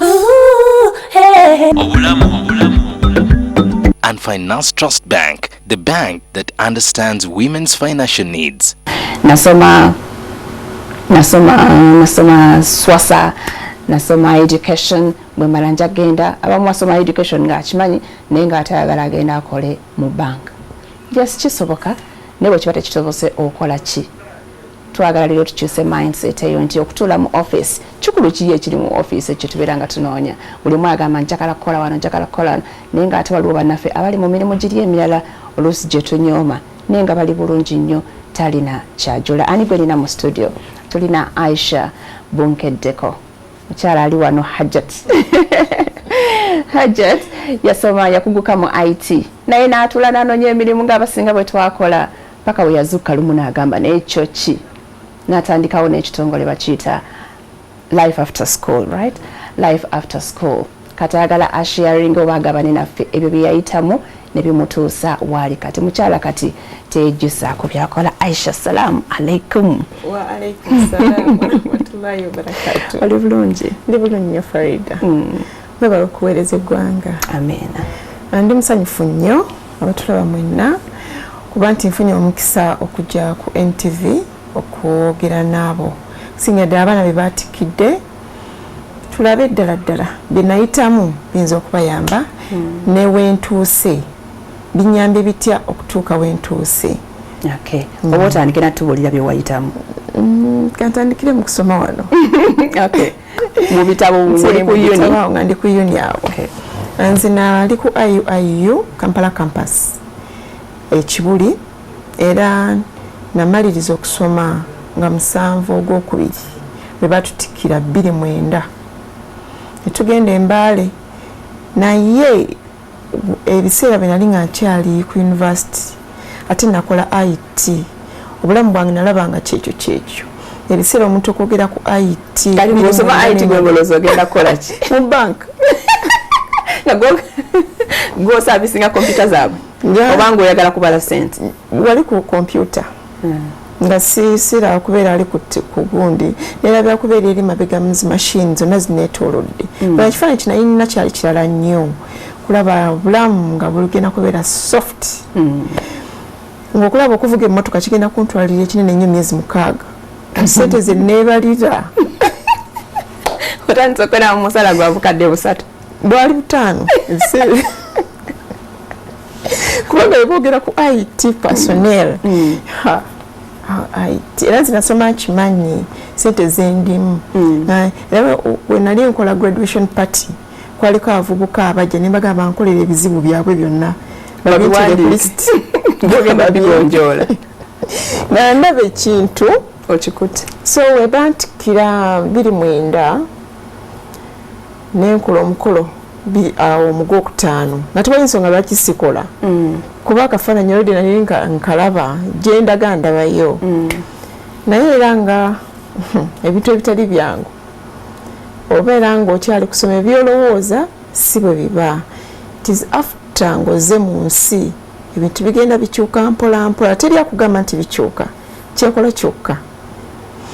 Kati nze bwe namaliriza emyezi egyasooka egyo ningenda mu zi bank ate nalina support ya maama mama nga awagira yalinga tuweeranga olaba buli obuwala buli bunyumye njagala obeere nga bwo njagala obeere nga akakayingira ako kennyini kusasula school fees akabeera smart kambala ebibyo height kyekyo okoma akafaananyi kaganga buli ngeri olina okutuuka kwakakawola ate gwe n'okusinga nawo ngaze tesijja kwambala black nzawasijja kuteekawo skati ya red ati dream bank yali Barclays bannaye Barclays obanga yankola ki kati nagambanga nnyo nja kukola banse musange ku Kampala road nebambuuza banaebirooto byali clear nnyo nyali straight ku kyendiko ku kyenjagala kuba nali ndabayo gwezo sente obukadde 5 naye nga gwagamba oyagala kukola mu banka walina ne bank account najigula odda mu Barclays bank olowooza kyekimu ku byajja oteeka ku credentials bakuba bali baŋŋambyeko olwotandisa okuzuula aliwo bajja aba Barclays nga bagatugulawoza accounts free of charge kati nenfuna ono omuwala nembaako bye mubuuza waayi kibeera kiti eyo gwe kasita ogulawo account kumba nsikiriza kola ki kugulawo account nyenzigulawo institution ne muteekayo n'abeerako for some time ne ntuka ne mujjayo naye nga njala kulaba nti account ekola ki erunninga kati bamala okuntikira ntwalayo ebipapula ngezaako ne ku Tropical Bank nengezaako ku Equity yakajja obongawo buli kimu bank sina kira kyendowooza ngaoyagala onfunemu obuzibu ngamba okuteeka application nawalala inakubeera wetololere mu zi bank tujja kuba tukwatagana nemmala obudde kati bampita mu bank emu gye sigenda kwogera ngende for interviews ngamba bano ate bankubidde ate bali tebanna bakola ki bali benjagala ate bano be bampise sina gwe nkigamba abampulira ku magezi nebuza bali bakola ki kati nengenda mu eyo bank Farida ebintu birala nnyo ngenda okutuuka eri ng'omuyeero gw'abaana abali wali abazze okola interviews kati nga Aisha sinza kweteeka mu abo awo kikyuka kyammalamu amaanyi nga bangi nnyo bwe bati natunya amaanyi ne ganzigwa nga kati bano lwaki bampise nga bakimanyi ne bano bonna babayizi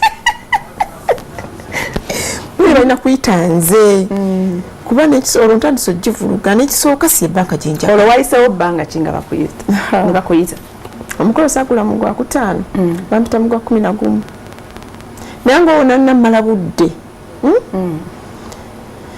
Farida sijja kuriisa bagenda ate okumpita mu gwe 11 olwo namukwano gwange yali Hanifa Kikabi yali UK by then akuba ekyeyo ati nemubuuliramu konanga Aisha leka kumala budde nze ngamba omugezi essaawa eno yandibadde abaako kyatandika ate kati mbeeko kyentandika njala mulimu mu banka nangamba kubako kyentandika nampeereza akakadde yakaweereza mu gwa 9 aweereza mu gwa 9 afuna ekirowoozo olwo nga bank tenakuyita bank tenabakumpita kuba bampita mu gwa 11 lwafuna ekirowoozo ekintu ekirala singa banks zonna sizifunye kiki ekira kyenyinza okukola nze nga Aisha ngenda okulabamu kyenyinza okukola nga bingi naye olwokuba nti bineetagisa transport n'akasente akaweerako nga kanunde enkoko kuba twalina ekiyumba ewaka ekinene kiri awo kitudde nga nteekamu Farida enkoko zange embawala nampeereza akakadde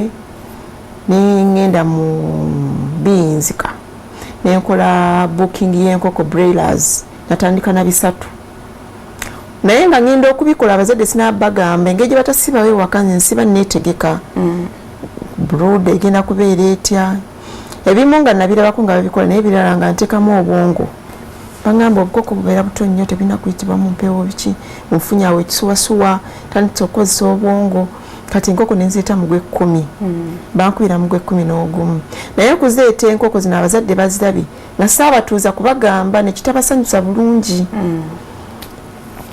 Farida obuzibu ate ne bubeera waawo fine oli mwana naye ate jjukira bakutikkidde bakulaba nga atalina kubeerawo nnyo talina kubeera nnyo nogenda onoonye omulimu ate kati ab'okukyalo baaliwo ku mukolo ate ab'okukyalo be nali nga nsibawo nabo olwo balaba abazadde bagamba omwana twamulabye nga atandika ate okusaawo enkoko kiki ekigenda mu maaso omwana alina okubeera nga anoonya omulimu ate agenze mu byenkoko kati bingi nti n'abazadde naye sibatuuzizza the same time ab'okukyalo boogedde abazadde ne bakyuka jukira te maama banka wali eri banka emuli bubi kati mugwe 11 mufuna akasimu beera disappointed kula abantu era interview satawaana ngamba si dream bank sije njagala ngongonyeze eri ogamba olinamu shares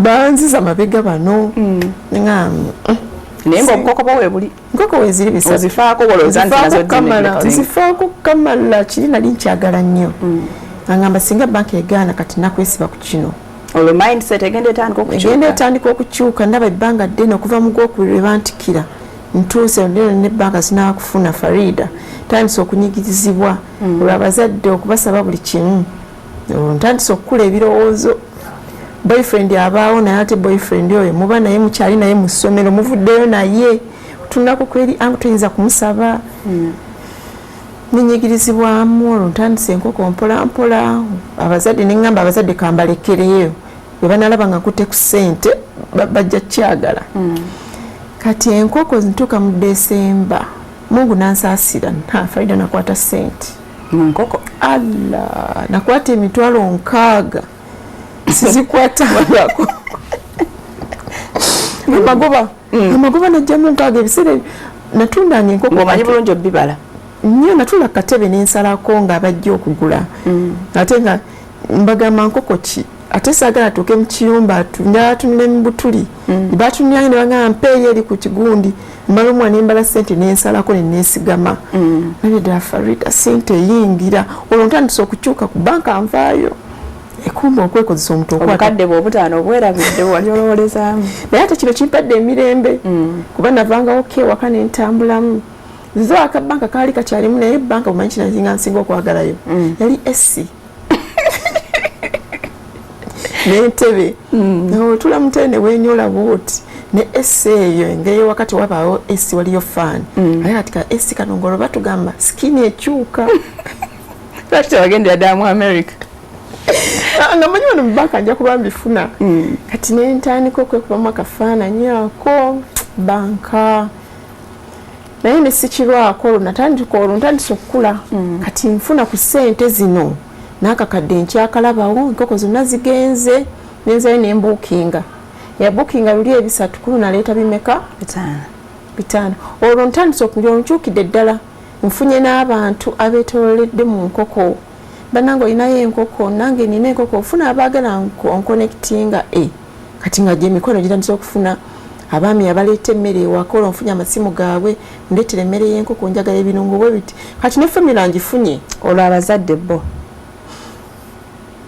wanawo okubiri wendaga kati baali bamanyi wali nkimaze kikutteyo kati nzire kuyo emirimu balina okulaba nga ndeese enkoko endala kati ne bantuuza ate kati nga nkyuse nfunye akasente tulina ettaka eka 3 ziri ku Bombo Road tulinayo ettaka olwo ntandise okubamu akafaananyi naye tubeera nansana bakadde bange naye nga bwoba ojja mu kibuga oyita ekasubi nani mpita ekasubi akumakya kabeera bize nendaba emmotoka yaliko ensujju pickup nenvaamu nendaba omwami wa pickup oyo nemugamba ensujju zino ziri kyoyagala ensujju nanga nze neyolwa eka 5 nzigulira ku musiri byangu bwebiti bigasinira kubonabona neziteeka ku mmotoka kutwala mu katale kale ate kati zirogana amagoba katoleko ngende kutiri ettaka simba ensujju olwongenda mu kibuga mbuuza ngenda ku Container Village obuuza nsigo za nsujju nnyo ne round up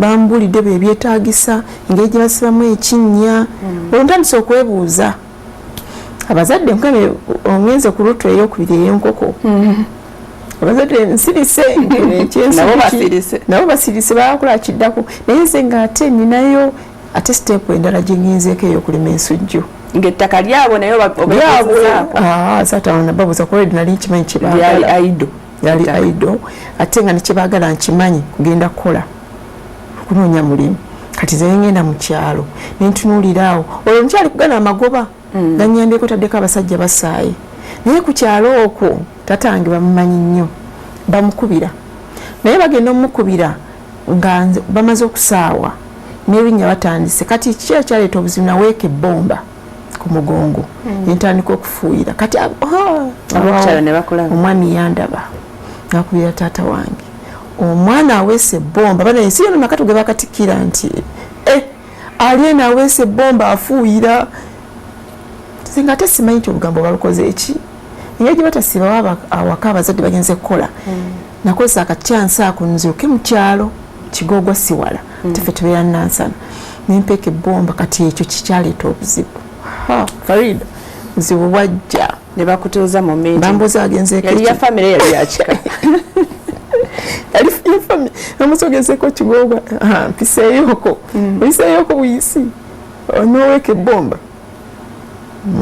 mpeseeko ku bbomba kati amazima gavaayo ndeese enkoko ne baŋŋamba kyebaagala ne banjatulira olutulirawo n'ab'okukyala bakitaddemu amaanyi omwana anoonya eki omulimu kaakati ate kuliko abaana abaali basoma awo ku kyalo nansana abaana bakyali wansi baliwo ku mukolo gwange the same time abaana abazadde batandise bagamba mulabye Aisha bwe yayambadde gawuni kyetwagala kyokka ate ekyo gawuni essaawa eyo ate ngenze mbyenkoko anga kikkakkanya abaana bano baagala kulabira ku nze mu banka kuba nakyogera kazindaalo genda kukola mu banka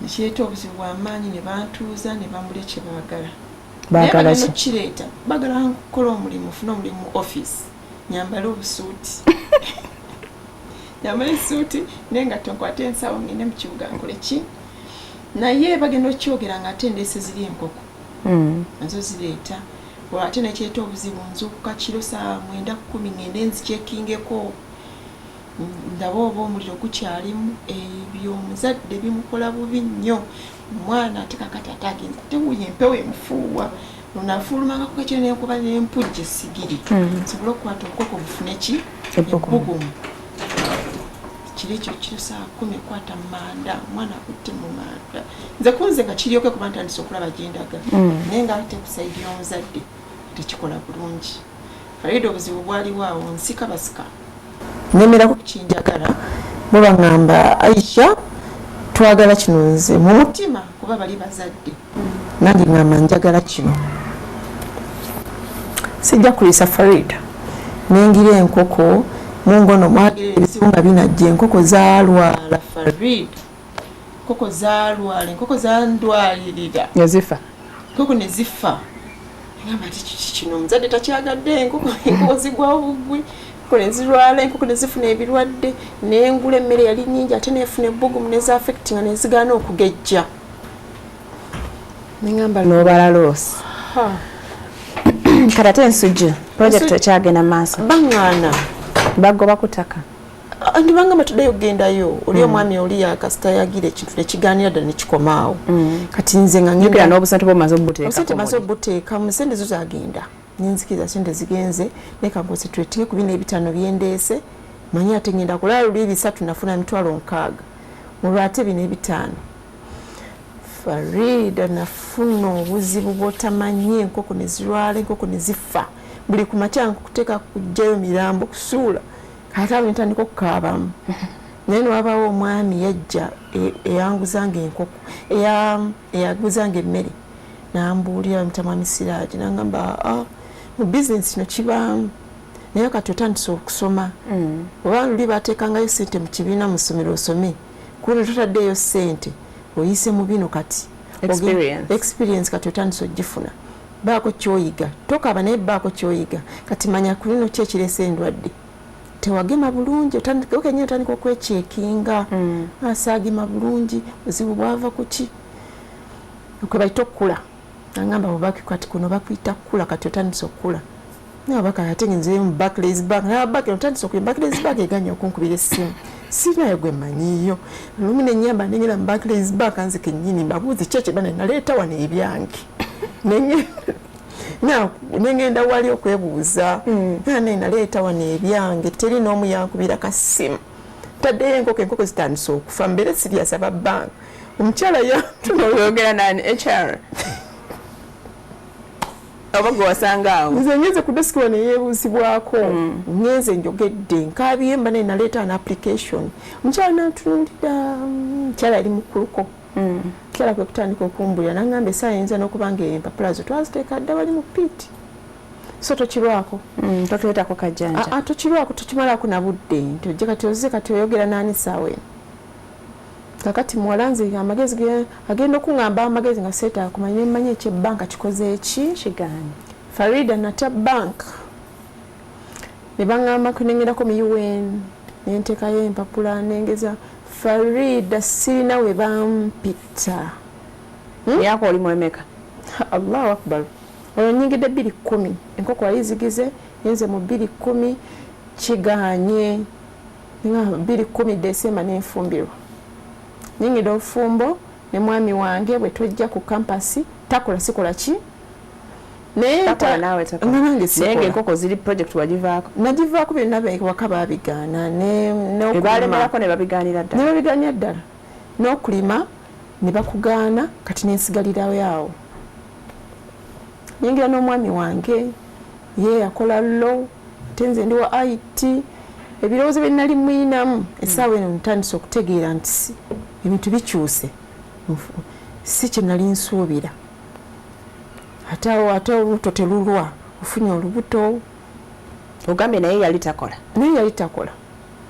ebintu Farida nga birala nnyo bye nali nsuubira nga nkyali kusoma kati nga mubeerawo mute nga dduka wa maama family ebaawo supporting ku side y'omwami ye ebaawo tekulekerera kuba twali I officially we got officially married naye nga bamanyi maama w'omwami wange afaayo nnyo n'atulabirira nga naye akigenda mu maaso akiraba naye nga balina mukamwana alina diguri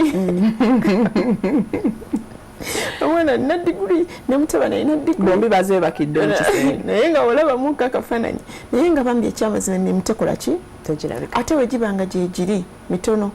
Farida, Uganda wetuuse bw'oddira institutions zonna notekako ne universities zonna Uganda etikkira awamu emitwalo 4 buli mwaka kati emitwalo 4 buli mwaka abaana bonna bazze baagala ki yonga gavumenti ewa 7-9 emirimu ate giriwo weetekamu Aisha neetekamu akakasaavu olaba natanga bali ababbanka amaanyi ne ganzigwamu egenda okulaba emirimu 7-9 giba mitono nnyo kiba kitegeeza ki ntula n'omwami kaki ekiddako nemutunulira n'atunuulira ambuuza ki ekiddako mubuuza ki ekikola ki ekiddako naye ng'omwami talitabanga omukyala abasajja baawufu musajja alina engeri gyatetenkanyamu yatetenkanyanga nayingira ekibuga ate engeri gyalimwa ka background k'amateeka agendako mu by'ettaka tabula magezi naate nesinza omukyala ebyange biba birala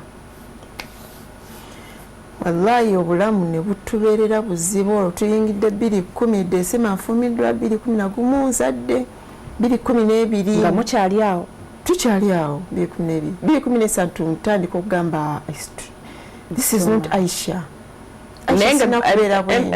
si byokyatwala obanga nebyo nabyo bivuga ekyo nakitabu kasita nazaala ate given ne background eri nti naginoonyaako ne gimbula ekyo nenkola Kifarida ne takibaita okunoonya mulimu neŋŋamba kati kiyinza okunkuzi kyekinjawula ku bali nina okubaako kyentandika nkozesa ate bali abalala kati awo endowooza yetandika okukyuka endowooza yange etuusa tuline Aisha bunkeddeko tugenda kudda ate atubulira endowooza ekyuka etya oba oliawo naawe osobola okubaako kyoyigamu tujja kuba essimu bw'oba oyagadde okubaako kyobuuza bakuyambe ayamba nnyo abaana naddala bakyali mu masomero kuba kirungi nobatandika okubayingizamu endowooza zino nga bakyali mu masomero eyo bakyali bato nakula nga kimuli munda nti newe mba nemereddwa wano ate wano nyinza obutalemererwa temuvaawo tukomawo.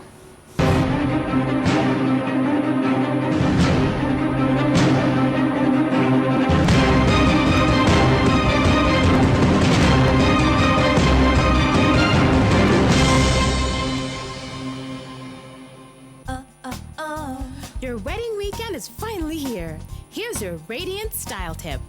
Just add the Radiant Hair Polisher before styling and finish your magical look with the Radiant Olive Sheen Spray. Your big day is definitely on. It's no secret. Radiant. Feel yourself. Ooh, hey. For more Radiant Style tips, visit us on Facebook or follow us on Twitter, #RadiantStyle. A woman's life is all about choices. She is unique, and so are her financial needs. Finance Trust Bank introduces the Women's Choice products, exceptional financial solutions coupled with high interest on savings and low interest on loans to meet her unique needs. We offer the Women's Health Loan, Land Purchase Loan, House Purchase Loan, Home Improvement Loan, and many more. For more information, visit any of our 36 branches countrywide. Finance Trust Bank, putting women first. Finance Trust Bank is regulated by the Bank of Uganda.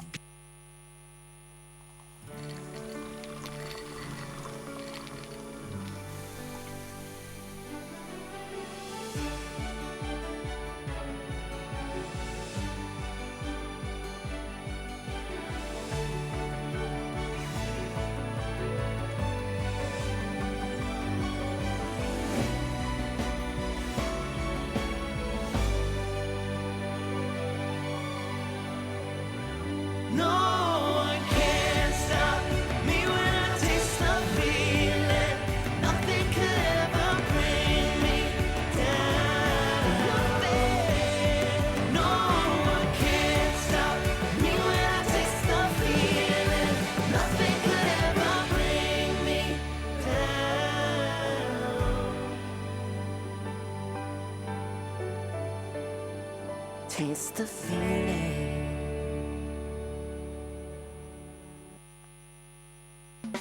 Wanna make some cash? Just dial *185#. Amanya gange nze Alinde William Jody okuva Fort Portal. Nazze bankubidde essimu lunaku olwajjo nze omu ku bawanguzi abalina okuyingira mu kyuma naye ng'okuwangula badde nkwata ssente ne nziteekanga ku leeni yange ya Airtel era njoddemu $2,315 nebaza Airtel era abantu bonna mbakubiriza mweyunge ku Airtel yola amajja. Airtel, the smartphone network. Brave woman.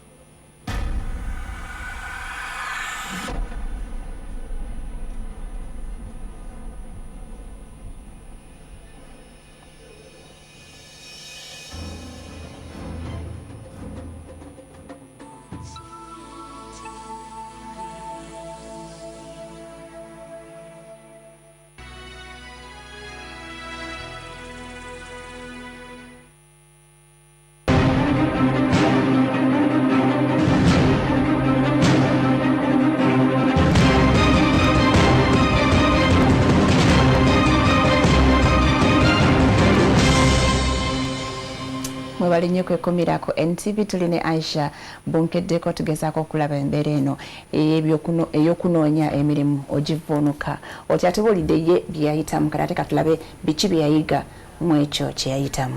Yes Aisha. Webale nnyo abatulaba era n'abatuwuliriza. Frida webale nnyo. Kakati nakomye walinga ntandise okukola. Yes. Tudde n'omwami tulaba ki ekyokukola. Olengamba singa nfuna omukisa nenjogerako n'abaana nandibabuulidde ddala bye tuba tulowooza nga tuli ku ssomero birala nnyo n'ekiri mu nsi.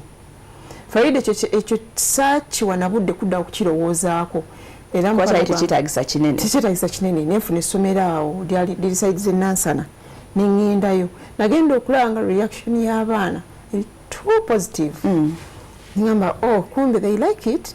Nembabulira kyempiseemu nembabulira kiki kye balina okukola mu vaccine ya 4 kiki balina okukola vaccine ya 6 kiki kye balina okukola nga batuuse campus.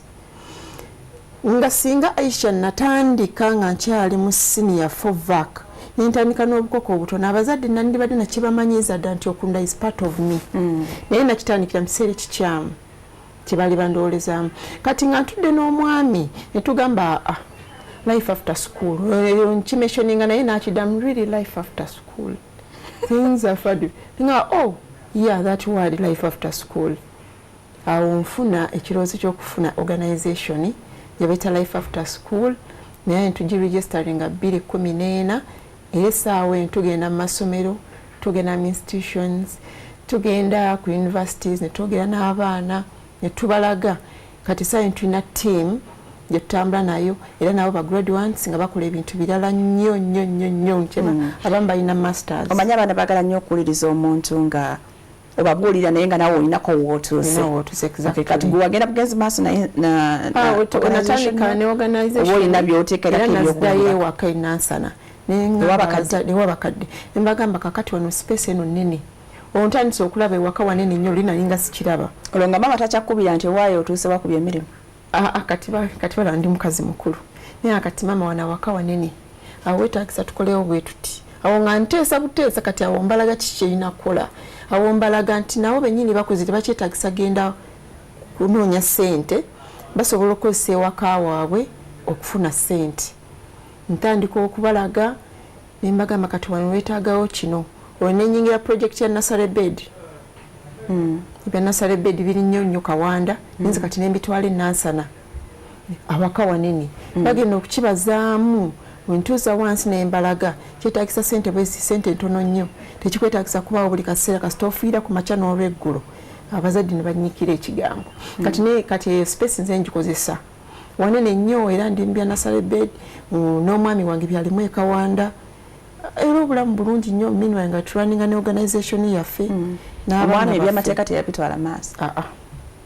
Teyabitwala mu maaso ate ye bwakubuulira akulagira ddala wayensonga lwaki ayambala ekkooti ne office agirimbe national bed meanwhile kimuwa obudde okutambuza ate ebintu ebirala byabaafunye nange essaawa eno emirembe gye nina so abaana bano be baatikidde nze olugendo lwange lunene nnyo nejjusa emyaka egyo na gye nnamala gyali emekena gyali emyaka ena singa nayina obwongo bwe nnina kati singa ndi wala kitono nnyo kikwetaagisa gwe kennyini weezuule nti nyinza kukola ki ng'oggyeko nti omulimu gwa banka guganye ki ekya Farida kye nyinza okukola nti nkoko abazadde baganye gwe kennyini Aisha tuuza bazadde bo obagambe bane nayagala omulimu bweguti ne bweguti naye sigifunye naye nsobola ate okukola kino nga bwe nnoonya guli omulimu kanjira nkola ki obwongo saabwina ensonga lwaki ngenda mu masomero ffe nga aba life after school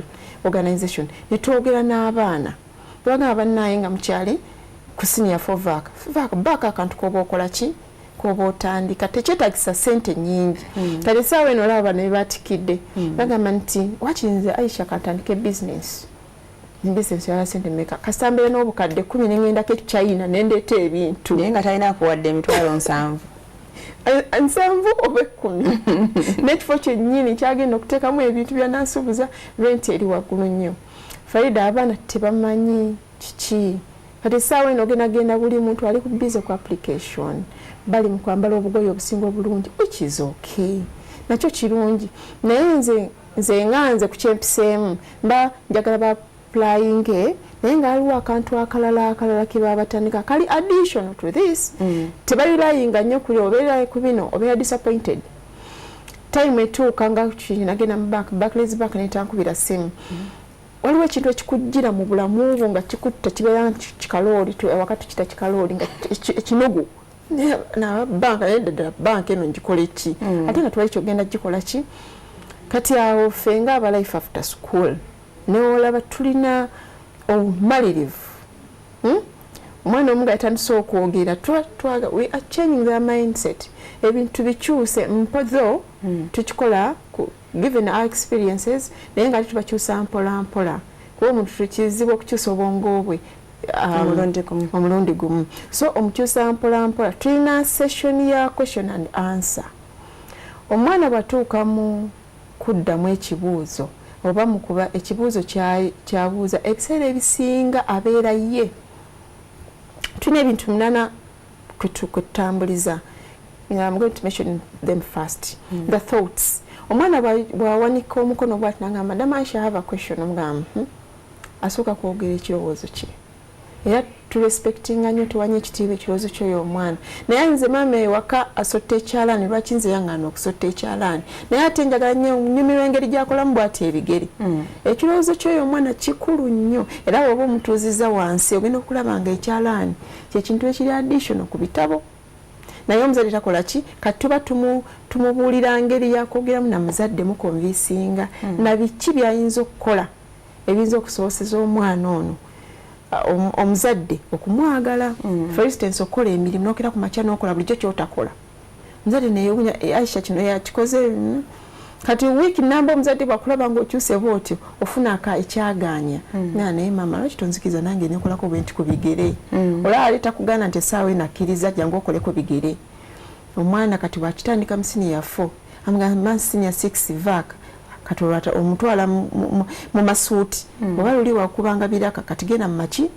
wamalirako university abaana bagenda graduatinga bonna yabambaza amasuuti obala okulaga omwenyini gw'omugulidde ekyalaani gwe kennyini gwe ng'omuzadde naye omwana yakitandikira mu life after school ng'awanisa omukono point endala eya energy amaanyi oba okyali muto kati nze naweeka ebbomba nengenda nenjiweeka singa Aisha nayina obwonge essaawa eno bwe nnina nga siise mukiri Farida naye nina amaanyi kera ku majja enkoko ozigize bwoti nga sibiwuliramu kyaawe eno byesaasobola okuzaalako kuno kulina engeri gye kutukolamu kati abaana bano enda kulaga ekyokulabirako mwalaga ku NTV akawungeezi kwaliko omuvubuka ebibuzo nga byakadda P7 yali agira atunga ngatto at the same time asoma mwana we yankwatako nnyo simanyi banyiza n'omulaba atunga ngatto at the same time akola P7. Omwana oyo nafuna omukisa gw'okweyongerayo Farida. Obwongo bwe bubeera waggulu nnyo okusinga omwana amaze asomye obusomi mpaka bw'amaliriza si university. So bw'aba atandikidde P7 okugira engatto alina amaanyi. Yagama mu vaka nze sigenda kutambula kantukole ki amaanyi gange kangamalire wano. So omulala amaanyi ge agenda gamalira mu ndongo. Yekulisa P7, yekulisa S fama nyina gakozesa mu kubuka n'atuyana. Ona amaanyi gonna agatadde waki kulukangatto. Agenda okugenda senior for vaka. Yali alukazi nga tukati bei ekyuseemuuko. Adi ebitabo byatandise biwa value. Abana esiyagireze ngoko nafuna ate kati abaana abakola ekyo be bamukozesa. Kati ogenda okulaba Farida omwana we wamalira ku senior 6 vaka. Yali agira kati yakivuddemu be yatraininga kati ate be baliwo. Olaba nti okusoma ate wekubeeredde okulungi. Wamalira okumutikira akola Mascom. Kati nga registeringa company ye. Agiyita Aisha Repairs. Okay, Aisha katulaba nti waliwo problem ne ku side ya abazadde. Tetuyamba nnyo baana baffe. Tulina ekintu kye tubateekamu ekyo ne tubalemesa okulambira. Oso naye waliwo abali ku ssimu katulabe bagamba ki hello. Hello. Wanji sebo. Dawo Farida. Sebo. Ebale kuweereza. Kale sebo naye we bali kulaba. Banyono teacher Henry. Yes, teacher Henry. Njeno mu kibuga Kalisiro. Tuweebaza nnyo emperese. Oh, take out teacher Henry. Sorry about that. Damugezeeko okube omulala hello.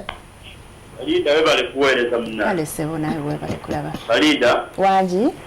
Webale kuweereza mukwano gwange. Kale sebo naye we bali. Ono kato kaweesa mbeera bwayise. Kansala wa bwayise 2 ene wafe West. Era akabonero kange ntebe ajati mulamusizza ensonga nnyingi azoogedde. Naye Farida nja kukakasa ekintu kimu nti olwaleero wano mu ggwanga Uganda tebayita okunoonya emirimu kyafuuka akalimu. Kubanga olwaleero bw'otaba na connection kizibu nnyo okufuna omulimu. Olwaleero ng'otandise okutegunjula Farida yafuna atya omulimu ku NTV. Katugeze bugezi asigaye bwe kiri nti ayina yamukonekitinga. Olwaleero omwana ne bwasoma zenna mikwano gyange mingi gye nasomanga nagyo. Naye nga okukola olwaleero awantu wonna abaaka mukubidde kasimu nti wano waliwo gaapu bweti ne bweti. So ajja tikyagamba kituufu nnyo. Mulimu abaana abamu nga beezimba nga bakola. Kati nze nakugamba ke mbaga kaunsi okuwa ekyokulabirako. Nze ngenza okusoma n'okumalako level yonna nga ntoba n'amaanyi gange naye ng'ebintu byenkola omuntu abavubuka bannange tebasobola kubikola kubanga nze nakolanga afukeeke nga ntunda afukeeke za kibuga awo naye nga nzitunda ne ŋŋenda n'ensoma naye ng'abaana b'ensoma nabo bwe bawulira nti ntunda afukeeke bega nze sobola kukola mulimu ng'ogwo naye nga nze manyi vali kyo ate nga be bazirya wangi ate nga bakugula nako ate nga bangula nako. So kitegeeza nti buli bw'obeeramu n'omutima ogwagala okukola ekintu ky'okola osobola okuba ng'okifunamu. Tebalaba nti wano nga nfundikira wano e Uganda tebalaba abaana bagenda Abu Dhabi nawa abaana ne bakaaba amaziga nga babakola ebintu ebitalimu lwaki nti yakwata obukadde bwe 14 n'abuteekamu n'agenda e Saudi Arabia kuba ekyeyo naye ng'obukadde 14 Farida ku muntu ayiiya wano e Uganda osobola okubutetenkanyamu noba ng'olina ekintu kyokola kyobukolamu. Bakwongera obululu. Omulala hello. Hello. Assalamu alaikum. Wa alaikum assalam wa rahmatullahi wa barakatuh. Good morning, Dr. Farid. Dr. Farid. Lero yitiridde biri kumana kukaza tunakubambira. Ompadde ekitiibwa neyanziza. Wasuza otya sebo? Nasuze bulungi kamulioneto. Okay. Fred. Assalamu alaikum. Wa alaikum assalam wa rahmatullahi wa barakatuh. Farida nze nina ensonga bbiri nze nkyakaya nako mu Uganda. Ekisookera ddala tukyuse ensoma kalikulamu ya form 4. Tuyigiriza abaana biri so impractical byetusomesa abaana.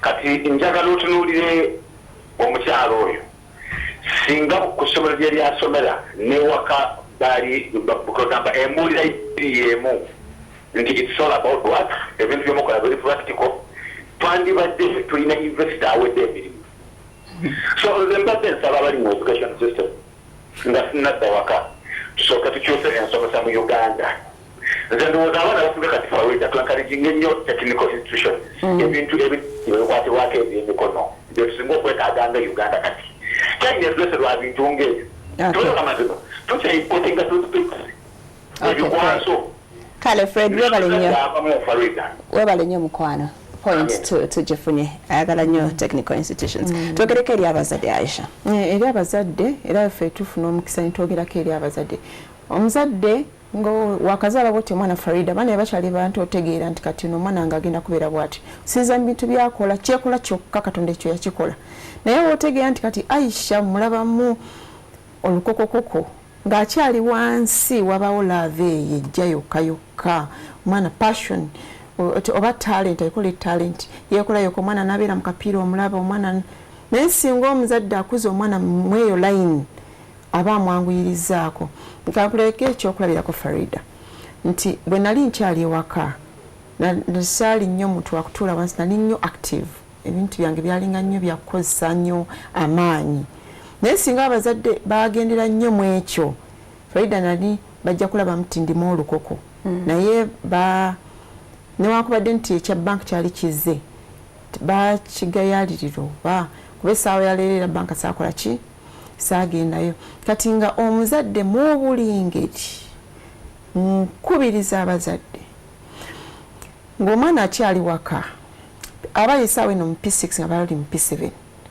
mugulireyo embuzi ekyo omuzadde akola nnyo nga tugenda ku Eid nga tugenda mu Christmas ne bagula embuzi ne bagula enkoko naye kuno gula enkoko ogigambe nakati eyo yiyo gula embuzi ogigambe nti waswa embuzi yiyo ogenda baako ekintu kyogulira omwana omugambe kikyo olabe love omwana gy'ayina ojja kulaba nti embuzi weegenda ayagala nnyo alongooseewo abeere nga walungi ajja gikeekenga ku makya nga agenda ku ssomero ajja kikeekengawo nga akomyewo omwana oyo omuteeka kumu waliwo skills z'ayiga ayiga bintu bingi byayiga ayiga obuyonjo embuzi olwokuba ye ayiga omukwano ayiga okugirabirira agenda neba najjayo ebikuta esobola okukola ki omwana ono omutangisiza n'okutambula ku kyalo bingi naye omuzadde gwe oba okikoze eki ngoba okitaddezo indirectly nakyomusomesa kati ogenda okulaba nga nyinyi gwe kennyini omuzadde otandika okukizuula kumbe omwana yenno neefuna olubuto olaba nga omwana ajagadde nyezaale obwana ajja bwagala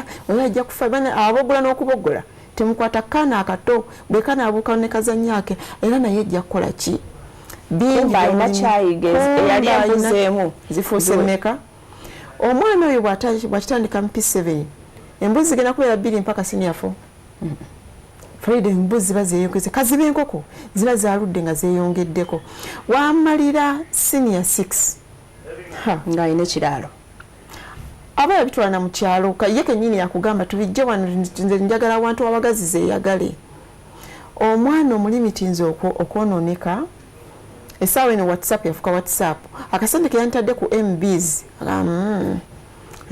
yalwadde kati nina okugulayo eddagala wamalira university ziba zikyali 5 ebirowoozo by'abazadde kati ate nengenda ku baana omwana ayinza okuba nga bambi naturally magezi matono kuba babaamu ate bangi naturally amagezi maki naye ate nze ate mugamba tolinda ate kiseera kiri ate onyigirizibwa ennyo kati nze nanyigirizibwa obudde bwe namala nandiremedde ku kiri ngamba nti maama nandiremeddeko naye olwa emotions ezijjako kuba yebimu ku bintu 8 bye tulina ku listi omuntu obeera so emotional ebiseera ebisinga ova ku kyokola lwokuba bakugambyeko olw'entondo n'okola ki kati olw'omwami oli yakuba akasimu nenva mu kulima kwange ate nga nali nkutaddemu ssente nandiremedde self confidence n'omugala ssebo webale nnyo okubeera akasimu naye this is the right way ngenda kuwa abaana bo emirimu vaaka okukowera ku kyalo bajje bakoole wano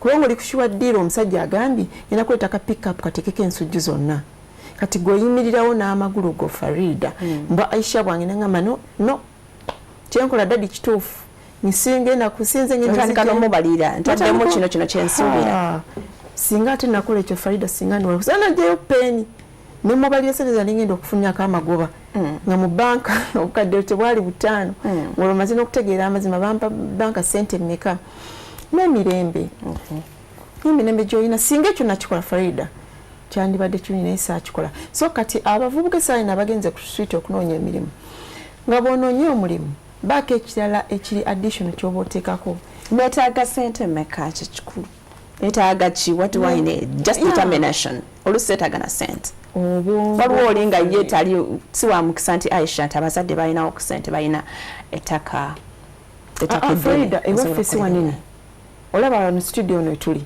ye space gye njogera kino space nene nnyo teri space nene ate teri space ntono nze mpangisa mpangisa kisaasi naye waka wali watono nnyo naye lwokuba luli olukoko nakubawo engeri y'ebibaawo esobola okwaccommodating enkoko 5 space si kikulu omutwe gwo gwe kikyoyagala gwe ng'omuntu first and foremost kikyoyagala naddira ebbaafu nenziteekamu ettaka nentandika okubaako ebintu byennimiramu okitegeera Farida nentekamu ebinyaanyanya obwebityo bwebityo obawo obuntu nga tekyetagisa space acre number tekyetagisa half acre kyetagisa gwe so kyetagisa bwongo bwa mwana nagenze kati okunoonya omulimu essaawa eno bali mukola za applications naye ng'ate waliwo abazadde Farida tukikkiriza oba tukigaana abalina ebintu ng'abaana baabwe tebakiraba fe maama waffe afumba mmere essaawa eno anzirako bamutikira last year naye kati ali mu restaurant essaawa eno akola ne maama yangambye takyalina nsonga lwaki anoonya omulimu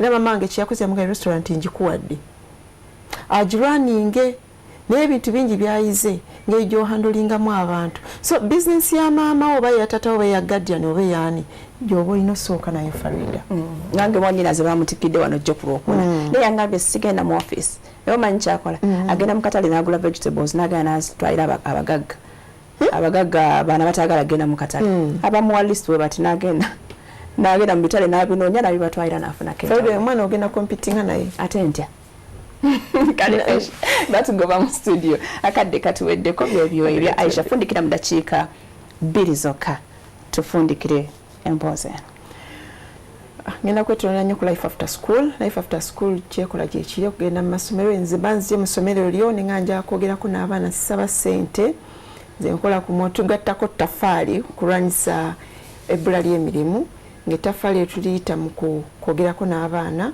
twogera nabo nkinta their mindset oba endowooza yaabwe oba engeri gye balabamu ebintu so onkolamu ekyo nzikiriza Aisha ne ttiimu gye nkolagana naye life after school tugenda kola kyamaanyi nkujjawo ebbula ly'emirimu inshallah tusabe babateeremu omukisa mwebale nnyo mubadde balabye balungi tuddemu nate enkya lwakubiri Dr. Neema ajja kujja addemu ebibuuzo abakyala mwabuuza ebibuuzo bingi nnyo ku by'embuto ku by'okuzaala ne ku biri bye twayogerako ebya safe days inshallah ajja confirming oba anaabeera naffe musibe bulungi mweraba webale nnyo Aisha beera bulungi